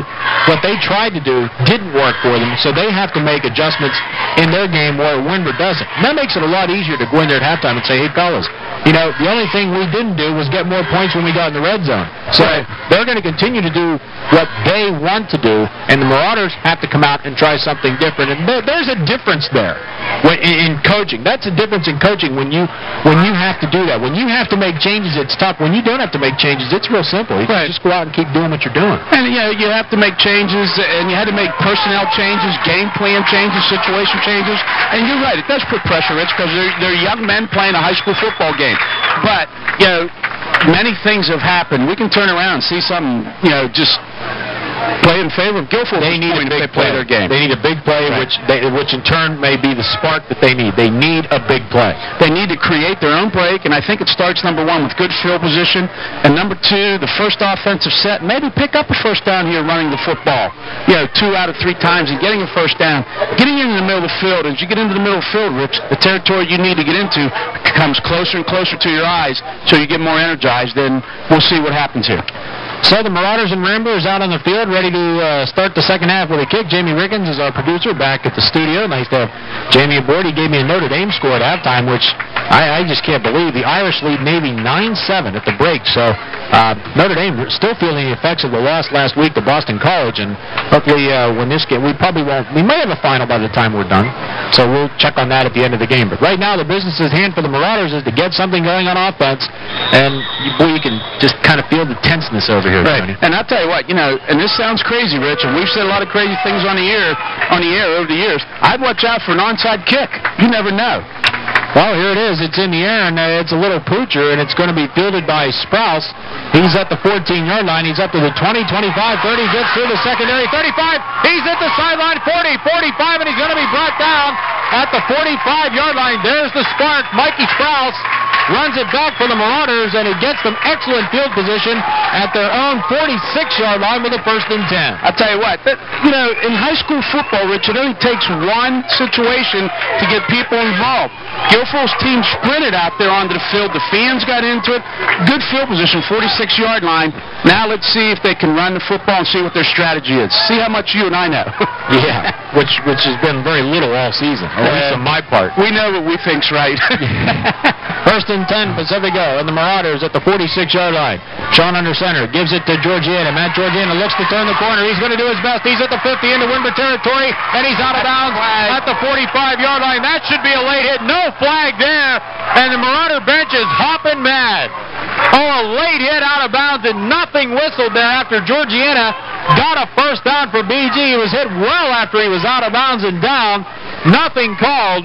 But the Marauders now seem to have that energy that we spoke of. It's inside the 44-yard line, 1st and 10 BG at the Windber 43-yard line. Well, Rich, you said they need a break. They got a good kickoff return. They got a first down on a run. Well, if you get the crowd in it, it can re-energize the troops. Pacifico under center, eye in the backfield, twins to the right. 1st and 10. That's going to be movement number 51 for Windber. Jason Miller came across the line of scrimmage. Let's see, they're going to converse. Jason Miller came across the line of scrimmage. Now the two side officials and the umpire. Oh, they're going to call it on BG. It's a false start on the Marauders. Oh, my. And again, the coaching staff not happy with that call. Jason Miller looked like he came through and hit the center mark for Corey Eberhardt. But somebody on the BG line moved, and now Sean Pacifico asking who moved. Well, you know, the luxury is if the defense moves and they don't get in the neutral zone, they can get back. But Miller clearly came across the line, but obviously he was drawn off. Exactly, as I was going to say, Rich. So it's now 1st and 15. A little setback here for the Marauders. 11:44 to go, third quarter. 7-0 Ramblers. 1st and 15 at the 48-yard line. Handoff. Georgiana breaks a tackle in the backfield. He's up across the 45, and he's brought down at the 41-yard line. So Matt gets the penalty yardage back +3 to the 41, and it'll bring up 2nd down and about 8. They got to get just to the 33-yard line for a 1st down. See, Rich, two things here. Number one, you know, Windber's coming across aggressively, but they're not picking up things. Number 2, Guilfoyle's running tackle to tackle. Thirdly, we got to get Tommy Four into this ball game. He has not been a factor today, and again, Windber with that blanket coverage. They've got man coverage out there. 2nd down and 8 at the 41-yard line. Pacifico hands it to Georgiana, right side. He's across the 40-yard line and down to the 38. He'll gain about 3. Curlage on the bottom of the pile for the Windber Ramblers, but it's going to bring up 3rd and about 5 for the Marauders with 10:52 left to go, 3rd quarter on a Saturday afternoon district playoffs. Windber and BG going at it like 2 10-0 should, 7-0. Ramblers on top. Marauders trying to get the tying score. Yeah, and this is a big play, Rich, for Guilfoyle. Number 1, to keep the momentum going. Secondly, I think you got to get Four and Mathis involved in this situation. Well, Chris Mathis has been kind of silent all day today, but Slatkoff has been on his side of the field all day, and he's not been a factor on defense either. It's a blitz. Pacifico, play fake, back to pass, steps up. It's knocked away by Curlage again, the 3rd time today. Sean Pacifico has had a pass batted down, and the Marauders look like they're going to punt it away. Yeah, and Sean has to realize he's thrown over a 6'4" person, so he may have to adjust and step up into the seam a little bit because you just can't keep throwing over a 6'4" guy that can also jump. Oh, the little bit of enthusiasm the Marauders had at the beginning of that drive has turned to deafening silence once again. The crowd here just not into it at all. Well, you know, other than the run back in the first play from the line of scrimmage, there hasn't been too much to really get involved with. So Tommy Four will kick it to Jared Monk. He's standing at his 10-yard line. Marauders hope to pin Windber deep, but they've driven the ball all day long. Slow snap, and Tommy Four boots it, and it's a high kick. Monk lets it bounce, and it's going to go into the end zone. So that'll be a touchback. So the Marauders will gain only about 18 yards on the exchange. So it's a 1st and 10, and now, Tony, the onus is on the defense because Windber with a 7-0 lead probably will try to keep this thing on the ground and try to grind off any seconds they can grind off the clock here. Right, and, you know, a couple things here, Rich. You talk about making a break and making a play. I feel it's definitely going to have to come on the defensive side of the football because it's going to have to be something that's going to turn something very positive and very big, you know, for Guilfoyle to get them back into the game mentally. 1st and 10 Ramblers, their own 20-yard line. Twins left, wide out to the near side is Mock. Lone setback is Patera, and he has done some damage when he's been handed the ball today. Slatkoff under center with a 1st and 10. Quick drop, so much for that. They fired on the flat. Curlage in and out of his hands. Charbaugh picks it up, but it was a dropped pass, and again, it's just a quick hitter. Curlage right at the 20-yard line, dropped it 2nd down and 10.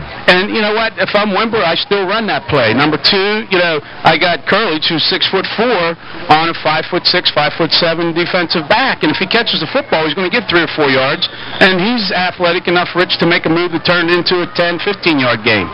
Mock wide right, Curlage wide to the left, along with Greg Guy. 2nd and 10 for the Ramblers at their own 20-yard line. And they hand it off to Patera. He is hit at the line of scrimmage, and he'll gain about a yard. Nothing doing there. Number 65, Anthony Dent, and Jordan Wiley make the tackle. Gain of 1 to the 21. It'll be 3rd down and 9 for the Ramblers. 9:55 left to go, 3rd quarter, 7-0. Marauders trail the Windber Ramblers. Now, on this play, Rich, what's been successful for Windber? They've been going strong one way and coming back to the short side with the run, or they've been favoring, and they look for 84 here on a one-on-one situation again. Well, Tommy Four and Wiley now go out on Curlage. It's a zone coverage for BG. 3rd down and 9. Slatkoff with split backs under center. He takes the snap, puts it over the middle, and it's going to be too far for number 16, Jared Mock, and the Windber Ramblers will punt. So there's the 3 and out that BG's been looking for. And now, barring another booming punt by Curlage, BG should get some great field position with 9:28 left in the 3rd quarter. I'll tell you what, Rich, you know, Mock was open. He was wide open. The ball just didn't get there. And I'll tell you why he was open. Due to the inexperience on Chris back there, he stepped up in instead of going back. And when he steps up in, you can't do that. You're the lone person back there. Charbaugh and Four back deep to receive the kick of Mock. They stand around their 40-yard line. So any kind of a return here will get BG into great field position. Good snap, no rush. BG sets up a return. Another line drive kick fielded right at the 45 by Charbaugh. 50, looks for room, and he gets across the 50 to the 47-yard line. And that's where BG will start. So field position has been in favor of BG here in the 3rd quarter, but they've got to take advantage of the short field at the Windber 47-yard line with 9:18 left in the 3rd quarter. And Tony, something just came to mind. We've seen BG punt the ball, and the snaps aren't getting back to regularity, and Georgiana has been, or not regularity, but with a little zip on it. Georgiana's the long snapper, and what you said earlier, he might be hurt. I really think he is, because he's taking a punishment, but Guilfoyle has to do some things here. If they got to get in, even if they get a field goal, they got to get on the board somehow. Well, they've got to get something positive here, and a touchdown would certainly rejuvenate this crowd. Windber with 8 men in the box. They pitch it to Georgiana. He's going to try the right side. Windber strings it out, and it's going to be brought down for a loss of 2, and that is John Curledge, and he just took the blocker leading the way out there, Jordan Wiley, and tossed him aside, and Curledge puts Georgiana down for a loss of 1 back to the 48. It'll be 2nd and 11. And again, Tony, running wide with the speed that Windber has. It's just like running wide on BG's defense. It's the same thing. You can't run wide on a team with speed. And Jordan Wiley's carried the ball once, and I think you got to get other people in the offense here that Windber's not aware of, and try to do some things here. 2nd and 11. Marauders at the Windber 48-yard line. Got to get something bigger. You got to dent the red zone here. Where the Marauders have not been in the red zone all day long. Pacifico, handoff to Georgiana. Again, he tries the right side. He's across the 45, and he's brought down around the 40-yard line by number 56, John Guido. So they put the ball down at the 40-yard line. Good gain there for Georgiana. It'll bring up 3rd and 3 for BG. That play worked because it started inside, and Georgiana read the block and bounced to the outside. And that's going to be effective because the players are going to converge to the football, and Matt can get to the outside. So, we'll see if everybody picks that up. Well, 3rd down and 3, BG at the Windber 40-yard line. 8 minutes to go, 3rd quarter, 7-0 Ramblers. It has been a defensive battle all day long. Pacifico under center. BG needs a 1st down. Georgiana's got it up the middle, and he is down to the 33-yard line. Matt Georgiana gets the 1st down, and we've got a Rambler down, but the Marauders, again, even if it's 4 or 5 yards a clip, Tony, you run up the middle until they stop it up, and then you're going to be able to take it to the outside. Call me nuts, Rich, but I'd run that play again. I'd get Jordan Wiley in there, fresher legs to run a little bit. Well, he's coming out on this, but, just go up into that line and say, we're coming, stop us.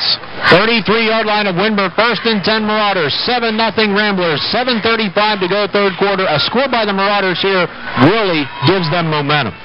And it is so big. I know it's overused, but it is so big. Pacifico back to pass. Quick drop. Fires it on the pass. What a catch by Troy Sharbaugh. At the 20-yard line, a one-handed diving catch for Sharbaugh. 1st and 10, and that gets the crowd to its feet. Oh, what a catch by Sharbaugh.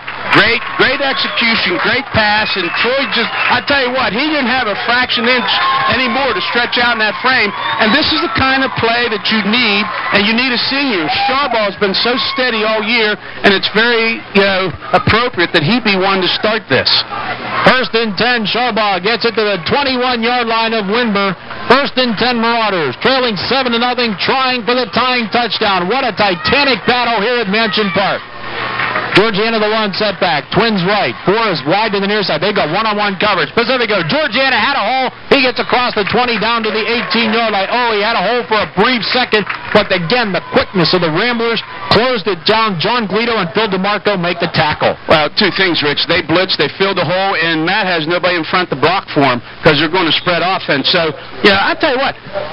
Again, maybe my eyesight's going bad, but I don't know. There's a lot of yards, it seems like, on a sneak to the left side of Guilfoyle's offensive line. Gain of the better part of 3. It'll be 2nd down and 7. Marauders at the Windber 18-yard line. Pacifico under center. Gives it to Georgiana. Got a little bit of a hole, but nothing doing. It closed up rather quickly. Looks like Big Phil DeMarco again down at the bottom of the pile. And it was DeMarco, and again, Georgiana could get very little, and Jordan Wiley gets up limping now, and this is what the Marauders don't need, more problems at running back. Wiley comes out along with Pat Craig, and now Mike Bender gets the call. So he will come in, and the Marauders now looking at a 3rd and long, 3rd and 7 from the 18-yard line. They are within field goal range. Definitely. Tony, they really got to try to get in the end zone here on this drive. At least you got to get a 1st down here. Exactly. 3 is better than nothing, obviously. 3rd and 7 at the 18-yard line. Pacifico back to pass. He's got time. Has McConnell for protection. Sean steps up, fires it toward the end zone, in and out of the hands of Sharbaugh. Sean had to go up for it. Steve Slatkoff there and hit Sharbaugh after the play, but he hit him while he was up in the air, and that's a That's a tough thing to see happen because Showball was left all alone there, and but there was somebody. It looked like Mathis or Bender was behind Slatkoff, but Pacifico did not see him. And the Ramblers hold, and the Marauders now are going to try a field goal from just about the center of the field. It'll be a 35-yard attempt. So the Marauders will try to get on the board here with 5:34 left to go in the third quarter. And this is a big kick, Rich, because we've seen some spark in the offense here, and they need to put some points on the board here to show positive result. All right, Shawbaugh puts it down at the 26. It'll be a 36-yard attempt for Tommy Four. Windber leading 7-0. BG looking for its first points of the day, and right now they're huge for this group. Four is ready. Shawbaugh will take the snap. Good snap. It's on the tee. It's on the way. It's high enough. It's long enough, and it's no good. Well, Tommy Four is down to the knee at the 25-yard line, so again, the Marauders come up empty, and frustration's going to set in here real soon, so BG gets into the red zone, and Tommy Four's kick was high. It had plenty of height, plenty of distance, but it just went wide left, and Windber takes over, and they dodge another bullet. And, that's tough, Rich. That really hurts when you're Guilfoyle because you move the football, you're play away from getting the first down and everything, but you know what? There's still a lot of time. You got to come back and stop them again and do the same thing again offensively. 5:31 left in the third quarter. Windber has had only 3 plays this quarter. BG's had the ball most of the time, but have come up empty. Slatkoff under center.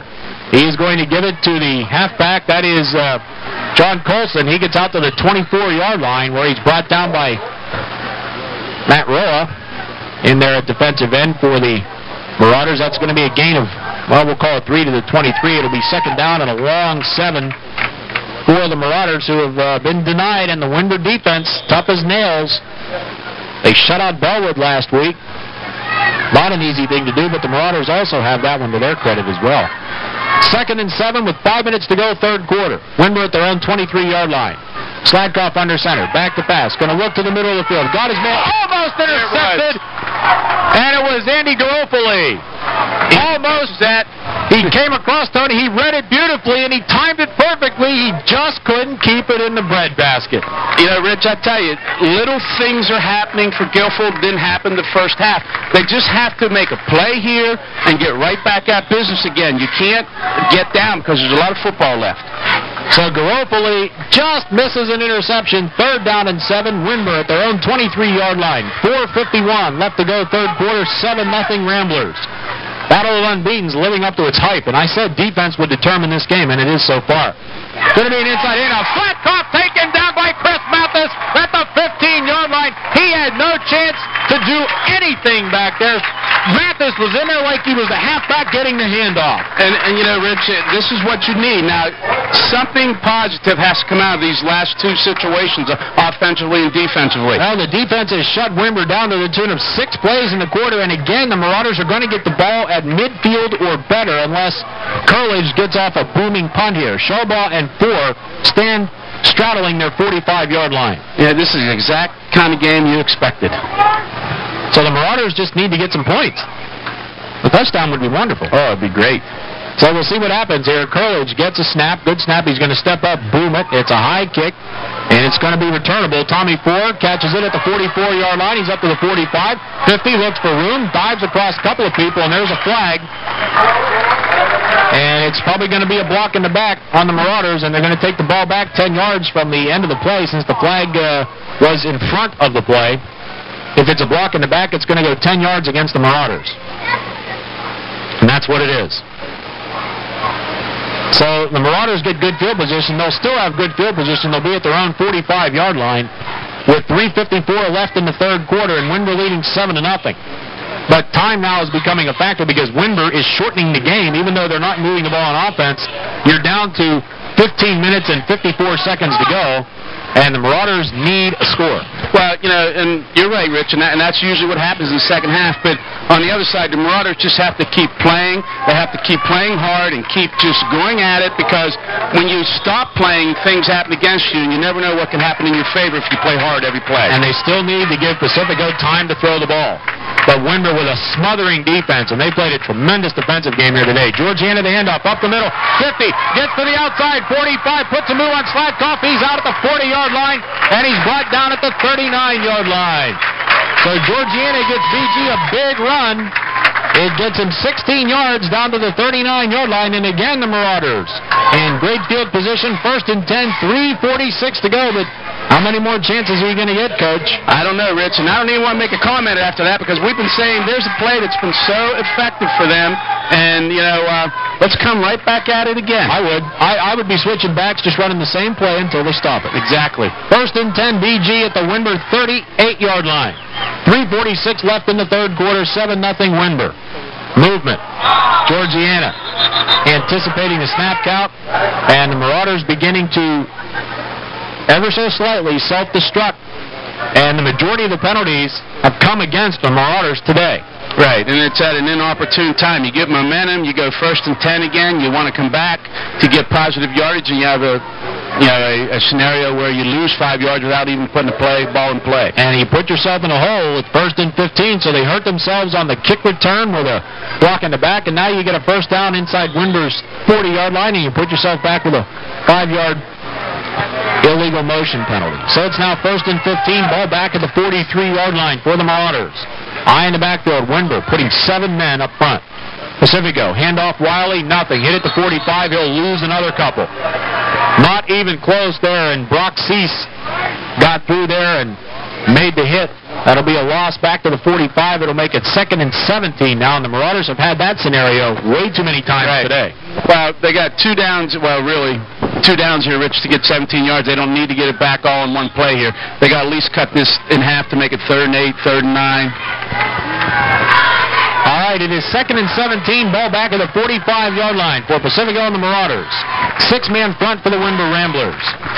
Pacifico gives it to Georgiana. Matt at the 45, 40, gets down to the 40-yard line, and he's wrestled out of bounds there by Slatkoff, and he is just all over the field today, and he gets some help from number 68, Jeff Thomas.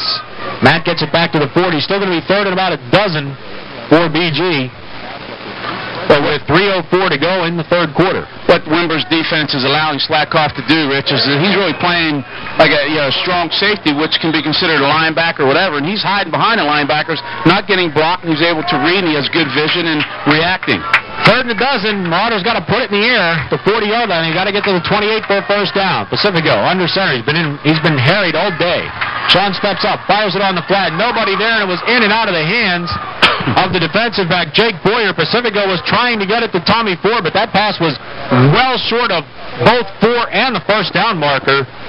And it was almost intercepted by Boyer, and again, BG going to have to punt the football away. And I don't know, Tony, the Marauders look kind of lethargic to me. Yeah, it's like they make big plays defensively, and they go back to the offensive side, and they kill themselves with a mental mistake, and then they get down a little bit. Georgiana's not the long snapper today, so it is somebody new, and Matt not taking any chances, and he sits on the bench here. The snap to Tommy Ford, he kicks it, high kick, wobbler, and it's going to go out of bounds, but it's going to be marked upfield at the 14-yard line. So BG does pin Windber back deep, and they've held him to 6 and out, but the Marauders have loaded the gun, but it's been loaded with blanks so far today. Yeah, and I think they need to create a break, Rich, and I said, I firmly believe that break has to come by way of the defensive unit, and it has to come in an opportune time to where they can put points on the scoreboard here to get the momentum back in their favor and maybe change things here. And we still got 14, 15 minutes left to play this football game. A lot can happen, Rich. A lot of time, but I think the Marauders are coming down to the point where they've got Windber pinned back deeper. They need a turnover, and Windber has not even come close to putting the ball on the turf today. So it's 1st and 10, Ramblers, 14-yard line, trips to the left. Slatkoff's going to give it to Patera. He's going to try the outside. He breaks a couple of tackles, and he gets out to the 17-yard line. They had him back at around the 13. Georgiana and Mark Paul make the tackle, but he gets it out almost to the 18-yard line. That'll be a gain of nearly 4. And again, Tony, they had him right around the 14-yard line, but they let him get away for a gain of 4. Well, there's a situation, Rich, where he's 5'6". You have to tackle him low. Very low. So they put the ball down between the 17 and 18-yard line. We'll call it 2nd and 7, but again, out of bounds. So the clock has stopped the watch for BG here in the third quarter, but again, they're going to run out of chances here eventually. 2nd down for Slatkoff. Power high to the left. Slatkoff going to turn, going to hand it to his Colson, his fullback. He gets out across the 20 to the 21. Mark Paul and Guilfoyle and Sprouse make the tackle. And it's going to be 3rd down for the Ramblers and about 3 make it 2 from the 22-yard line. They're getting some favorable spots here. Right. And they're putting the ball down where it ends up and not where they're hitting the turf. And that to me, it just should not happen. This is a big play, Rich. 3rd and 2. Windber with the ball at their own 22-yard line. Marauders have forced them to punt twice here, and they need another stop. Slatkoff under center. Deep handoff. Colson. He's going to get the first down to the 25-yard line. And that will, again, silence the crowd. So, again, every time BG has pinned Windber back deep, particularly in the first half, they drove the ball down the length of the field, did get a touchdown, and now they were pinned back at their 14. They get it out to the 25, where it's a first down for the Ramblers. With 2:06 to go, third quarter, 7-0 Ramblers. Yeah, and I tell you what, you got to look at some fatigue factor here, too, Rich. You got some players out there that are really playing hard both ways for Guilfoyle. And as I said, I just don't think Georgian is right, and they're taking him out at this moment. Coming out gingerly, and you got to give the kid credit. He's obviously playing hurt. Right. But a real nervous tension here on the Marauder home side as time is going to become a factor here soon. 1st and 10, Slatkoff taking his time with an eye in the backfield, power eye to the right. Slatkoff back to pass. We've got movement right at the snap. So this may be a procedure call against the Ramblers. 1:41 left to go in the third quarter. It'll be a procedure call against Windber, and that'll back him up to the 20-yard line. Yeah, this game has all the makings, Rich, of somebody exploding one way or the other, whether it be Windber or Bishop Guilfoyle here, because they're just so good offensively. And we're seeing 2 different halves, believe it or not. I mean, Guilfoyle's down, but they've really had control this third quarter. Mock goes wide to the left, the only wide out. Power eye to the right of Slatkoff. 1st and 15 now for the Ramblers. Down to a minute and a half to go, third quarter. Slatkoff back to pass. Steps up, pump fakes. Tommy Ford turns around. He's got himself an interception. Sharbaugh came in to knock it away from Mock there. Double coverage. Tommy Ford was playing the man, and Tony, had he turned around, he may have been able to take that one out of the air. I'll tell you what, the receiver made a nice move. He drove Tommy Ford back, and Tommy was forcing him to the outside, which he was trying to do, but the receiver cut right inside off of Tommy, and Sharbaugh came up and made a nice play and saved what could have been a disaster play for Bishop Guilfoyle. 2nd down and 15, and again now it stops the clock, and BG with Windber in a 2nd and long. Got to take advantage of that, and they've got to make something happen here. We keep harping on it, but that's all really that it could take for this game to turn. They need like a fumble right here, Rich. 2nd and 15, Twins to the left, wide out is Curledge to the near side. Now he goes in motion. Got to watch for him on the pass route. Or maybe a sweep to the left. It's going to be a draw play. Patera up the middle. He gets across the 20, out to about the 23-yard line. Shane McConnell and Corey Eberhardt make the tackle for BG. Down to a minute 15 to go in the third quarter. It's 3rd and 12 now for Windber. They've got to get to their 35-yard line. 7-0 Ramblers. They scored in the second quarter with 10:55 left in the half. A 19-yard touchdown pass from Slatkoff to Curledge, and that's been it. And you see Windber's just bringing this down as far as they can, Rich, to try to get the clock going in their favor here. But they need to complete this play to get things going in favor. Guilfoyle really has to step up here, 3rd and 12. We haven't had a defensive score all year. This would be a great time for one. I said defense has to make that break, Rich. Slatkoff takes a snap back to pass. He's got time. He fires it over the middle, and he's got his man at the 33-yard line, and that's going to be a face mask. I believe we're going to have a late face mask call against the Marauders. The pass was completed to Mock, and it's going to be a face mask against BG. Ed came, the flag came from the back judge who was down deep, and that's going to be a face mask call against the Marauders, and it's going to give Windber a first down. And, I really, up to this point, Rich, I think the inability of BG's secondary to compete and match up with the wideouts has really been, troublesome for Bishop Guilfoyle today. They just cannot get the correct matchup, and I don't think they're going to ever get the correct matchup because the receivers are so tall. And they had Mock stopped 2 yards short of the first down, but the penalty takes the ball to the 38, and it gives Windber a first down, and that's the kind of penalty that can sink you in a playoff game. Windber will keep the drive alive now into the fourth quarter. Just 25 seconds left in the third.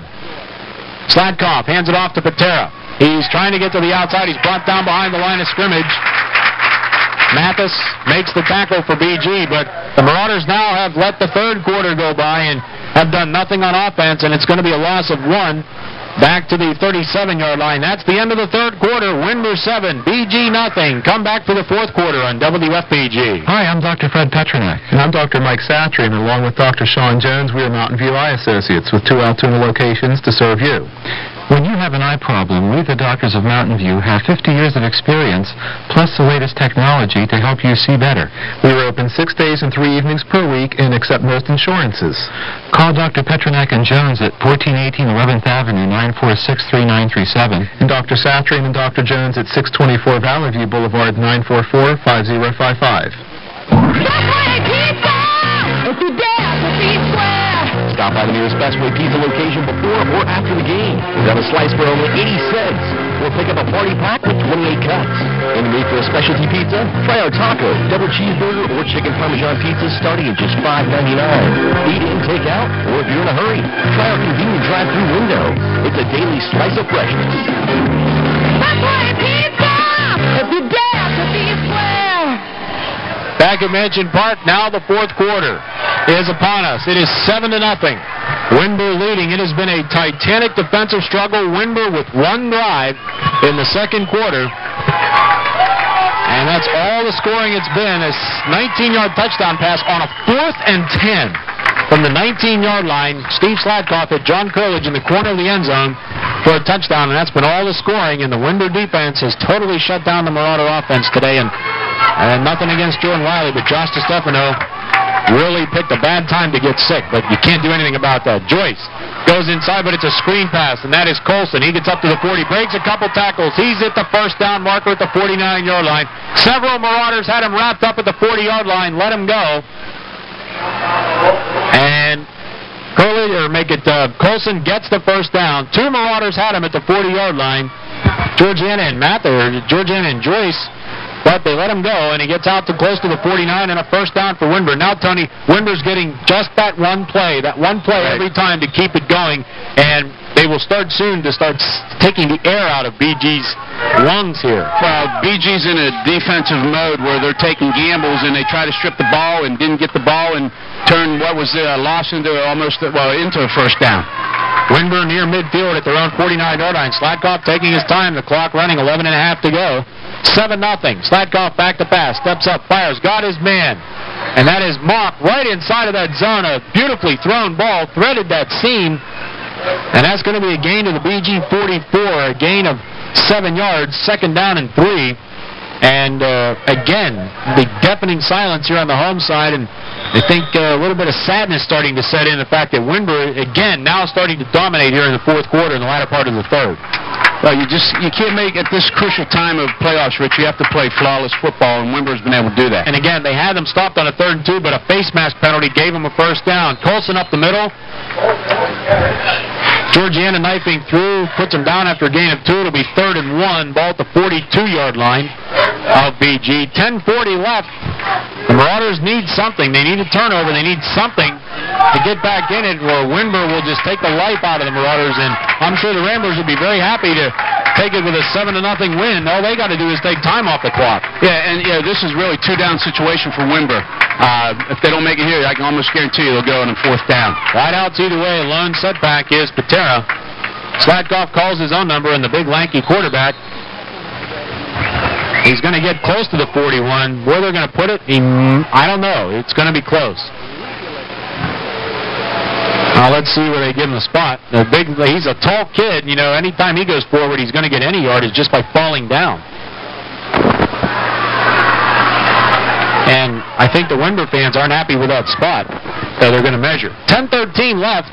7-0 Windber. The Marauder offense has been close only one time today for a 35-yard field goal attempt, which was wide. And Tony, even if the Marauders do tie it up, the thought of overtime against this Windber team doesn't sit particularly well in the pit of the stomach. Right, it's almost a situation where you think about, do I go for 2 to go for the win, or do I, but when you're at home, you're on the road, they say you go for the win at home, you play for the tie. And just by the nose of the football, Windber ekes out another first down. And, Windber, you got to give credit to Windber where it's due. They're playing good football. They're making the plays when they have to.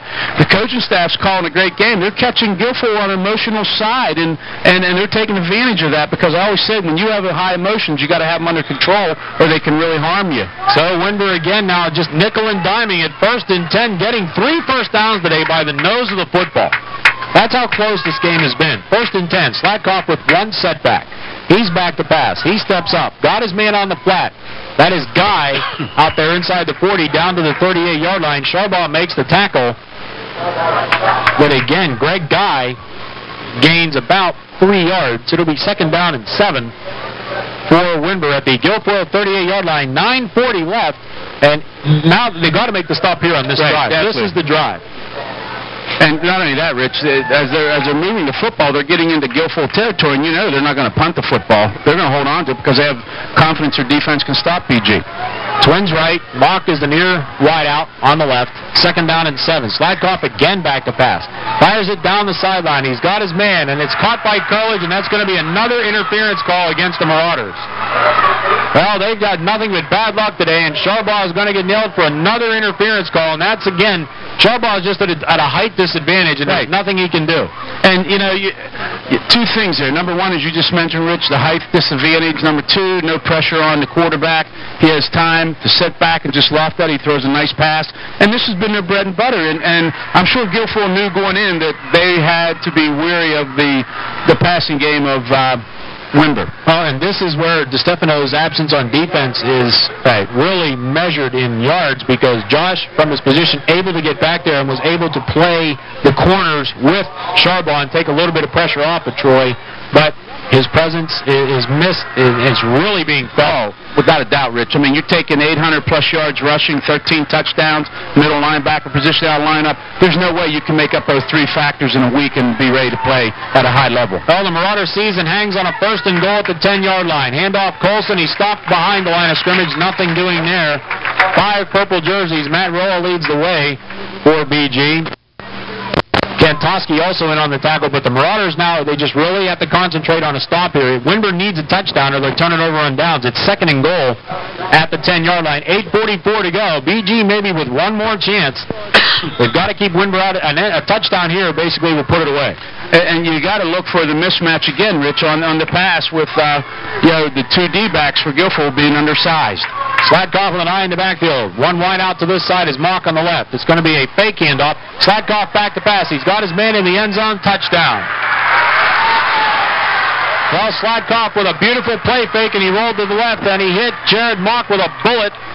10 yards just inside the pylon. Tommy Ford tried to get there, and Windber may have just sealed the fate of the BG Marauders. It's 13-0 with 8:22 to go. Again, Rich, great play action. Faking play action call was the proper time, and secondly, he had all day. I actually thought he was going to turn the corner and try to run it in, but he saw the receiver wide open, and he drilled the football there. Well, he had another back coming out of the backfield, and it may have been a guy who was wide open at about the 5, but he threw it to Mock, and now Jared Mock will try the 14th point, and it does not make it. It is no good. But the Marauders now need 2 scores, and the way it's gone today offensively, they almost really need one here on the kick. It's 13-0 Windber with 8:22 to go, and the Windber Rambler defense has really taken the life and the heart and soul out of the BG Marauders. But again, you lose, like you said, 800 yards and 13 touchdowns, and the speed on defense with Josh brings. And again, nothing against anybody else out there, but you can't play 11 weeks. You can't play 10 weeks and lose one of the most vital cogs in the machine and have to replace him with basically 2 people. And, and nothing being taken away from Windber, because I think they're a very, very good football team. They're very sound. And, and I think Guilfoyle would have a hard time competing with them, even with Josh here, only because of the disadvantage in the passing situation. But we'll never know that. Secondly, you can't go back and say, well, it's a different story with Josh, because it puts a lot of pressure on Jordan Wiley. But what happens is injuries are part of the game. This wasn't an injury, it was illness, and there's nothing you can do about it. You just got to go out and play your football game.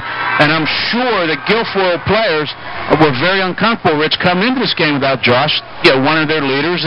But you can't take away anything from Windber. They've executed a game. They've earned it so far. And again, Jordan Wiley's done a yeoman's job today. It's just the fact that anytime you go 10 weeks with your solid offense and then you take a part out, and again, Jordan's done admirably well today, but he hasn't been in that cog or in that position all season long. And again, that's why I said earlier it would probably make it a little harder for him. Well, it's a different rhythm. You see they have to change up offensively. Defensively, they make 2 or 3 switches for 1 position change. So Mock will put the ball in the air, and the Marauders will receive it. It is Sharbaugh at the 6. He's up to the 15, 20, looks for a hole, 25, 30, and he is brought down at the 34-yard line. So the Marauders have 8 minutes and 14 seconds to erase a 13-0 deficit. And the Windber Rambler defense would probably be the MVP of this game today. Yeah, and you also have to look at the quarterback. I always said, coming into the game, Rich, Slackoff is the person that has the ability to harm a team. You say one person can't beat you, but I think Slackoff can in high school football. He's good enough to do that. And when you have a mismatch in their favor, then he's really tough. You're listening to Bishop Guilfoyle Football on WFBG Altoona coming up on the 3 o'clock hour. Marauders now almost in a passing-only offense. Pacifico under center, 1st and 10 at the 34. And up, they give it to Georgiana. Matt looks for running room, and he's hit. Brought down at the 35-yard line. He may get a yard. And that is number 51, Jason Miller, making the tackle. Matt gets a little gain of 1. It'll be 2nd and 9. And, Tony, now it's not the time to be running the football. Yeah, you try to think you catch them off guard with one running play. Now it becomes a head game, and this is tough when you have to play catch-up, down 2 scores and have to play catch-up and try to outguess the secondary. Trips to the right, and the Windber fans across the way get up the chain of defense. Well, they've had plenty of that today. They've just done an excellent job of bottling up this potent Marauder offense, averaging 37 a game. Screen to Georgiana. He's got 4 blockers out there, and he falls down. Matt Georgiana had 4 blockers on 2 defenders, and he fell down at the 38-yard line. Oh, Tony, if there was ever a play designed to get big yardage, it was there. And again, he had 4 walled jerseys, 4 purple jerseys in a wall on 2 white defenders, and he never got to use them because he fell down at the 38-yard line. And there's a situation, Rich, where Matt's trying to do the job of 2 running backs that have been very productive all year, and it's tough. And you can almost see that if that play was called with another back and Josh is in there, he's the recipient of that play. So it's 3rd down and 5. BG's got to get to the 44-yard line. 6:48 to go. Windber leading 13-0. Pacifico looks to the right. Steps, fires it to Sharbaugh. Intercepted at the 47-yard line. And that will just about do it. Number 68 for the Windber Ramblers, Jeff Thomas picks off Pacifico's pass, and I think the Marauders know it now. Georgiana is down, and he's been playing hurt all game long. And I don't think he's hurt, Tony. I just think he's the reality has set in. Yeah, it's you can't take anything away from Bishop Guilfoyle. They're down 13-0. They played a spirited football game. They played as well as they could in certain situations without Josh. And I just want to get off of that. Josh hasn't been there. It's not an injury. It's an illness. But they faced a very tough team today. Oh, they did. Controlled the offensive setup from the get-go. And I thought one touchdown was going to win it, but apparently they were able to put another one on there. BG calls a timeout with 6:39 to go, and the Windber Ramblers know they have come to the home of the BG Marauders and are going to take one away. And this Windber team has become accustomed. That W on their helmet stands for win also. I mean, they just don't lose. I mean, they've lost 1 game in the last 2 seasons. They've had 5 regular unbeaten seasons, regular seasons gone unbeaten. Of course, I don't really think that the Westpac is all that strong from top to bottom, but they have emerged 5 years now undefeated, so that should tell you something. But you know what, Rich? And I agree with you. I'll be the first one to tell everybody over there, the coach and everybody else, that their conference isn't as strong as a conference down here. But what Windber does when it comes playoff time and they're in it, they go out and prove it's not the conference, it's the team. And they do it year in and year out, and that's what you have to give them credit for. I mean, we've seen these seniors here on Windber play for 3 years. When Guilfoyle went up there and Slackoff was a sophomore, he controlled the situation up there. Well, they will lose 8 starters from this starting offense this year, but they've put the X's and O's down, and they've executed to perfection. And they have done that, and now they have a chance to basically run out the clock at the 36-yard line. They pitch it back to Colson. He's going to try to get to the outside. He gets blocked. He gets inside the 30, cuts back to the middle, 25-20, Colson to the 15, tripped up at the 10 by Troy Sharbaugh, and he gets down to the 8-yard line, and the Windber Ramblers are going to move on 11-0, and they will move to the District 5-6 championship game, and that'll be right back here next week. So they not only will get to the final, but they'll come back on the field where they played the semifinal, and that's a big, big benefit. They put the first down ball at the 8-yard line, 1st and goal, make it the 9, and so it's going to be a very crash crash landing ending for the BG Marauders. Well, they tried to strip the ball and couldn't do it, and he broke tackles, and that's where he ended up, Rich, on the 8. First and goal. Handoff is to Guy. Greg Guy gets down to the, that's Patera. He gets down to the 6-yard line. So the BG Marauders faced an admirable foe today, and the Marauder offense simply just couldn't get it going, and you got to give Windber's front 5 credit. They pressured Sean Pacifico when he had to throw. They bottled up Georgiana and Wiley when they had to. BG tried to run wide. They just couldn't do it with the speed of the Ramblers, and again, their defense, a lot like Guilfoyle's, and the fact that you can't run wide, but BG tried, and I think wasted much of the first half doing so. So Windber now going in for the final nail in the coffin here, and Slatkoff taking his time. And why not? 5.5 minutes to go, second and goal from the 6. Slatkoff calling signals, gets it to 24 seconds, gives it to Patera, tries to get to the outside, breaks tackles, 5, end zone, touchdown, ball game. And the Windber Ramblers will lead it 19-0. And that'll send more people out of here as people left when the interception occurred, and now more people will begin to file out, so the Marauders will see the home field advantage play to their disadvantage today. And the season will come to an end with a 10-1 record. And I know we sound disappointed. You know, anybody would take a 10-1 record, but Tony, they just didn't bring their A game today. It's that simple. Yeah, you're right, Nate. And they faced a very formidable foe, and right there in that play, Rich showed a lot of tired and very depressed Marauders. Jared Mock in for the extra point. Better snap. This time the kick is up, and it's good. And the Windber Ramblers lead it 20-0. So they have done what no other team has been able to do. Not only beat the Marauders, but they're 5:20 away from shutting them out. And well, you can just feel the emptiness here on the home side as many people now will begin to leave, and that's sad because this team has had a phenomenal season. 9-0, played opponents you've never seen before, had some difficult road tests.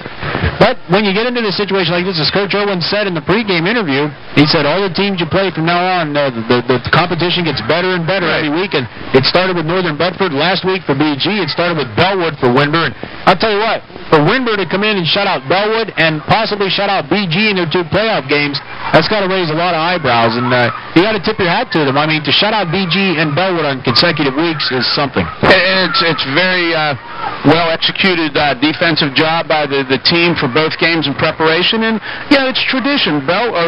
Windber's been so positive in the playoffs the last 3 years that it just carries over. And when you've been there and you know how to win, no matter how strong the team is, you know, it's a slight advantage. And then again, you know, you're missing a key opponent for Guilfoyle, but I'm just not sure with even Josh in the fold here just how much, you know, that would change because Windber was still able to do the damage. And I think the bottom line here is that you have a quarterback that's so versatile. He can beat you in many ways. He's a stellar defensive player, let alone a very, very good offensive quarterback. He's 6'5". His presence really wasn't felt on defense. No. I mean, he's made a lot of tackles, but he hasn't been the dominating force because their defensive line has just been phenomenal. Right, and, you know, your presence doesn't have to be felt if you can just stand back there and the opposition knows you're there. So Sharbaugh and I believe Sprouse back deep. The tee goes almost as far as the ball. Sharbaugh gets it at the 20, up to the 25, across the 30, and out to around the 33-yard line. The tee went about 30 yards downfield. That's almost like the block in front didn't know whether to grab and fall on it or what. Well, they'll put the ball. The official over here standing at the 33, and that's where they'll put it. First and 10. 5:13 left in the Marauder season. It's 20-0 Windber. So the Ramblers will come back here next week and play for the district championship. And once again, the Marauders will not get to play a championship game on their home field. Yeah, and then the bottom line, Rich, when you get into playoffs, somebody's always going to lose unless you're in the championship game. That's right. Yeah, your last game. Unless you win the last game. Pacifico back to pass. Windber continues with the rush. They fired on the flat to Wiley. 35 gets a great block from Mathis. Chris Mathis with a great block, and he got Sharbaugh out to the wing, and he'll put it down at around the 37-yard line. It'll be a gain of 5. Four at the 50-yard line. First down into Windber territory, just across the 50. But it's too little, too late. Doesn't say it all. A lot little, too late. And that's Tommy Ford's second catch of the game. The first one was in the first quarter, Rich, and they really did a great job bottling him up. It's not so much of bottling Ford up, it's just the idea of the offensive line not being able to hold out the defensive line. As if we go with the 1st and 10 just across the 50 into Windber territory, the prevent defense, Mathis catches the ball at the 50, turns inside, and he's going to get yardage to the 47-yard line. It'll be a gain of 3, and Windber would gladly, I know they want the shutout now, but BG will nickel and dime you down the field, but time just wilting away at 4 minutes to go, and the Marauders aren't going to get 3 scores in the last 4 minutes, but it's just one of those things where BG had some chances. They didn't have really any chances in the first half. They had won. Well, and that was, they had won, and in the second half they come out and missed a field goal, and you don't know what that would do to the team. When your leader misses a field goal, then you really get down. 2nd and 7, and the Marauders have wasted a lot of time here. Pacific go back to pass. He is hit, and he's sacked back in BG territory at the 48-yard line. And getting through there was John Bledo, along with Phil DeMarco. And this Rambler team now, they want the shutout. It's not only the win. It would be 2 shutouts in the playoffs against BG and Bellwood. And this is what every defensive unit strives for. In the course of a regular season, shutout's great, but when you get into a playoff and you start shutting out teams in semifinals of playoff play, Rich, you're shutting out good football teams. And, this is one of the top leading scoring teams in the county. 3 minutes to go, 3rd down and a bunch for BG, 3rd and about 12. A blitz coming. Wiley picks up the blitz. Pacific go back to pass. He gets his man Georgiana. He is out of bounds at the 36-yard line, and it'll be a 1st down for the Marauders. So BG just playing for a little bit of pride here, trying to get a touchdown to avert the shutout. This would be the first one all season long, and this is an understatement. They picked the worst time to come up with that one. Yeah, but you know what? They're not going to let down. I mean, BG's going in. There's pride. There'd be pride. If the score was on the other side, you'd be seeing Windber do the same thing. So, I mean, these are 2 good football teams, and on a day like this, it wasn't Guilfoyle's day. That's the way you look at it. 1st and 10 at the 36-yard line. 2:49 to go. 20-0 Windber. Pacifico rolls left. Back to pass. Fires it. He's got his man Mathis, and he's got the ball at the 27-yard line. Close to the 26, they whistle him down. He'll gain 9. It'll be 2nd down and 1. Clock running out on the BG season. We are down to 2.5 minutes to go. And the Marauder faithful who have been here all season long will stay to the bitter end and probably give their team one final send-off. Yeah, and you know what, Rich? You used the word bitter end, and it's a bitter end in one game. I mean, you got to calculate the whole season here and put everything in one page here and look where you came from and what you've done. So it's been very successful to this point. A lot of excitement, a lot of thrills, a lot of thrilling runs, and a lot of kids coming back next year. Pacifico back to pass again. Into the pocket. Sean steps up, fires. He got his man over the middle at the 13-yard line. Tommy Ford, 1st down. And I know it's a prevent defense, Tony, but the Marauders team now like to be finding all the seams. Well, I mean, and they're going to give you, when you get into a prevent, Rich, the thing about a prevent is you don't let people get behind you. You let them stay in front of you. And this is manageable here, and everybody's going to say, well, why didn't they do that in the first half? Well, not that easy. It's what you see Windber doing now, they didn't do for 3.5 quarters. 1st and 10 Marauders at the Windber 13-yard line. Just a minute 47 to go. Pacifico back to pass. Marauders looking for that touchdown. They throw it into the corner to Ford. And Tommy Ford almost had a spectacular play. They were wrestling down there. Ford was wrestling with David Kitcho. And the crowd wanted an interference call, and Pacifico is talking to Tommy Ford, saying, well, you may want to turn that in a little bit. But he fired it right where it should have been, and Kitcho made a nice play, and Tommy Ford almost went up over the top of him and pulled that thing in for a touch. Yeah, and it was a great, I mean, there could be no interference. Both people were going, both defender and the offensive receiver were going for the football. And, right now you might change up here with a quick run play right up the middle and catch them off guard. Trips to the right, Wiley the lone setback. 2nd and 10 for BG at the 13-yard line. Just a minute 40 to go. Windber on a blitz. Pacifico hit just as he threw the ball. It was incomplete. It looked like he was trying to get it to Sharbaugh, but Sean was hit just as he threw the football. And Windber blitzing that time, they want to keep this shot. Oh, yeah. I mean, they're not going to let Guilfoyle get into the end zone because everybody thinks they're playing a prevent. The downside of when you get down there in this real estate, you can't play a prevent because you only have 10 yards, 13 yards of defense. So how do you prevent? What do? You get out of the end zone and hope they don't throw it over, the goalpost or whatever. But, they're going to come at him, Rich. There's pride. pride to score and pride to stop him from scoring. 3rd down and 10, BG at the Windber 13-yard line. Minute 37 to go, 20-0 Ramblers. So the Marauders will be denied a championship shot on their own field. Pacifico flushed out of the pocket, steps up and fires a ground ball at the 10-yard line. And the last play of the offensive season coming up for the Marauders.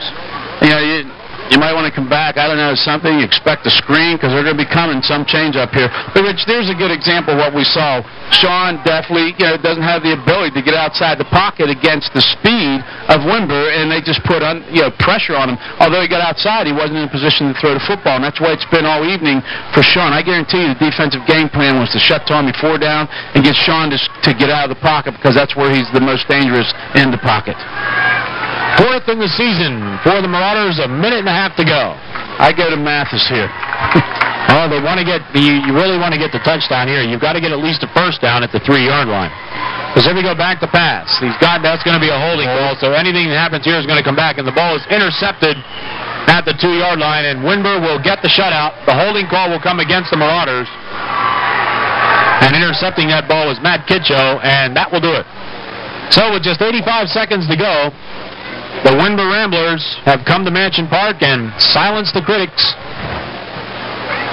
And I know that some of the things will be said, well, what about our conference now? Well, I'll still stick by my guns, but they are the exception to the rule in that conference. Right. You don't put conference play into playoff games because it's only one game every time you go on the football field. You don't have something to look forward to or somebody to help you knock somebody off it. So, that question can be squelched real easy as far as I'm concerned because of the fact that they've shut out 2 good football teams back to back. And this one on the road. Right. So 85 seconds remain in the BG season. And it's always tough when you lose. I mean, somebody has to. Right. It's always tough when the season comes to an end, especially from our part because we have so much fun doing this. And it's a shame that you lose when you're not at full force either because in the back of your mind you always say, what if? But I still say, Josh is one heck of a football player, but I'm more concerned for Josh's health that he gets well and has everything else in front of him because he's a very fine young man. And, he may have made a difference here, but the fact was he didn't have the chance to do that, so they had to go with what they had to, play with today. Quarterback sneak gains a little. 2nd down for Windber. 1 minute to go. So the seniors, we will talk about the seniors in the postgame. You always hate when that happens because you know the season's over. Right. A lot of talented seniors seeing their careers end here today on their home field. New quarterback in there for Windber. No, it is Slatkoff. He's just waiting for the time to go down. And even the Windber fans over there, they don't seem too thrilled either. Well, they know it's in the bag, but Slatkoff again, quarterback sneak. They've been there before, too. Yeah, it might just be old hat. Yeah, act like you've been there, not like you've never been there before. So the Windber Ramblers take it down, and they don't have to snap the ball, and that'll be it. So the Battle of Unbeatens will go to the Windber Ramblers in a decisive 20-0 victory over the Bishop Guilfoyle Marauders, and the Marauders see their season come to a crashing end on their home field at 10-1, and now a standing ovation by the Marauder faithful for their Purple Gang. And that's it. The final score, Windber 20, Bishop Guilfoyle nothing. Windber on their way to the District 5-6 Single A Championship next week here at Mansion Park. We'll be back with the scoring in a minute on WFPG. Experienced engineers? Call Keller Engineers of Hollidaysburg and Altoona. Client satisfaction is their #1 goal. Keller's engineering team is committed to spending the time necessary to make your project a success. Their aim is to form a team with staff, clients, and the community. Call Keller Engineers today at 696-7430. That's 696-7430.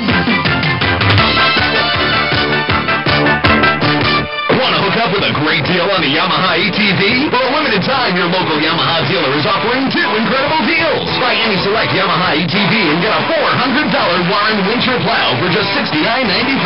Plus, get 0% financing with no money down and no payments for 6 months. Visit your local Yamaha dealer today and hook up with a Yamaha Warren winch plus 0% financing event. See Keystone Yamaha, Route 220, Duncansville. One winter plow over install 3102 financing over install 3102 with approved credit on Yamaha credit card. See store for details. Back at Mansion Park, a very sad and disappointed Mansion Park today. The BG Marauders see their season come to an end 20-0 at the hands of an excellent Windber Rambler football team. And Well, the Marauders just couldn't get it going on offense today, and Windber's defense really suffocated that purple attack. 37 points a game on the season, and nothing today, and that says a lot about Windber's defense, where they can come in here and shut you out on your home field when you're the number one team in the region. All the scoring Windber needed, they got in the first quarter. 10:55 left in the second quarter. Curledge, a 19-yard touchdown pass from Slatkoff. The kick from Mock made it 7-0. That's the way it was at halftime and after 3 quarters. And here come the Marauders off the Mansion Park field for the final time. And they get a standing ovation from their loyal fans. And it's always heartbreaking when the season ends and you see them come off for the last time. 7-0 after 3 quarters, still a ball game, but then Windber put it away with 8:22 to go. Mock, a 10-yard touchdown pass from Steve Slatkoff, a bullet pass. And that made it 13-0. Mock's kick was no good. 5:20 left in the game. The nail in the coffin. Patera, a 6-yard run, 20-0. And Tony, a heartbreaking scene on the field. Josh DiStefano and Matt Georgiana standing out there and trying to console one another. And those two have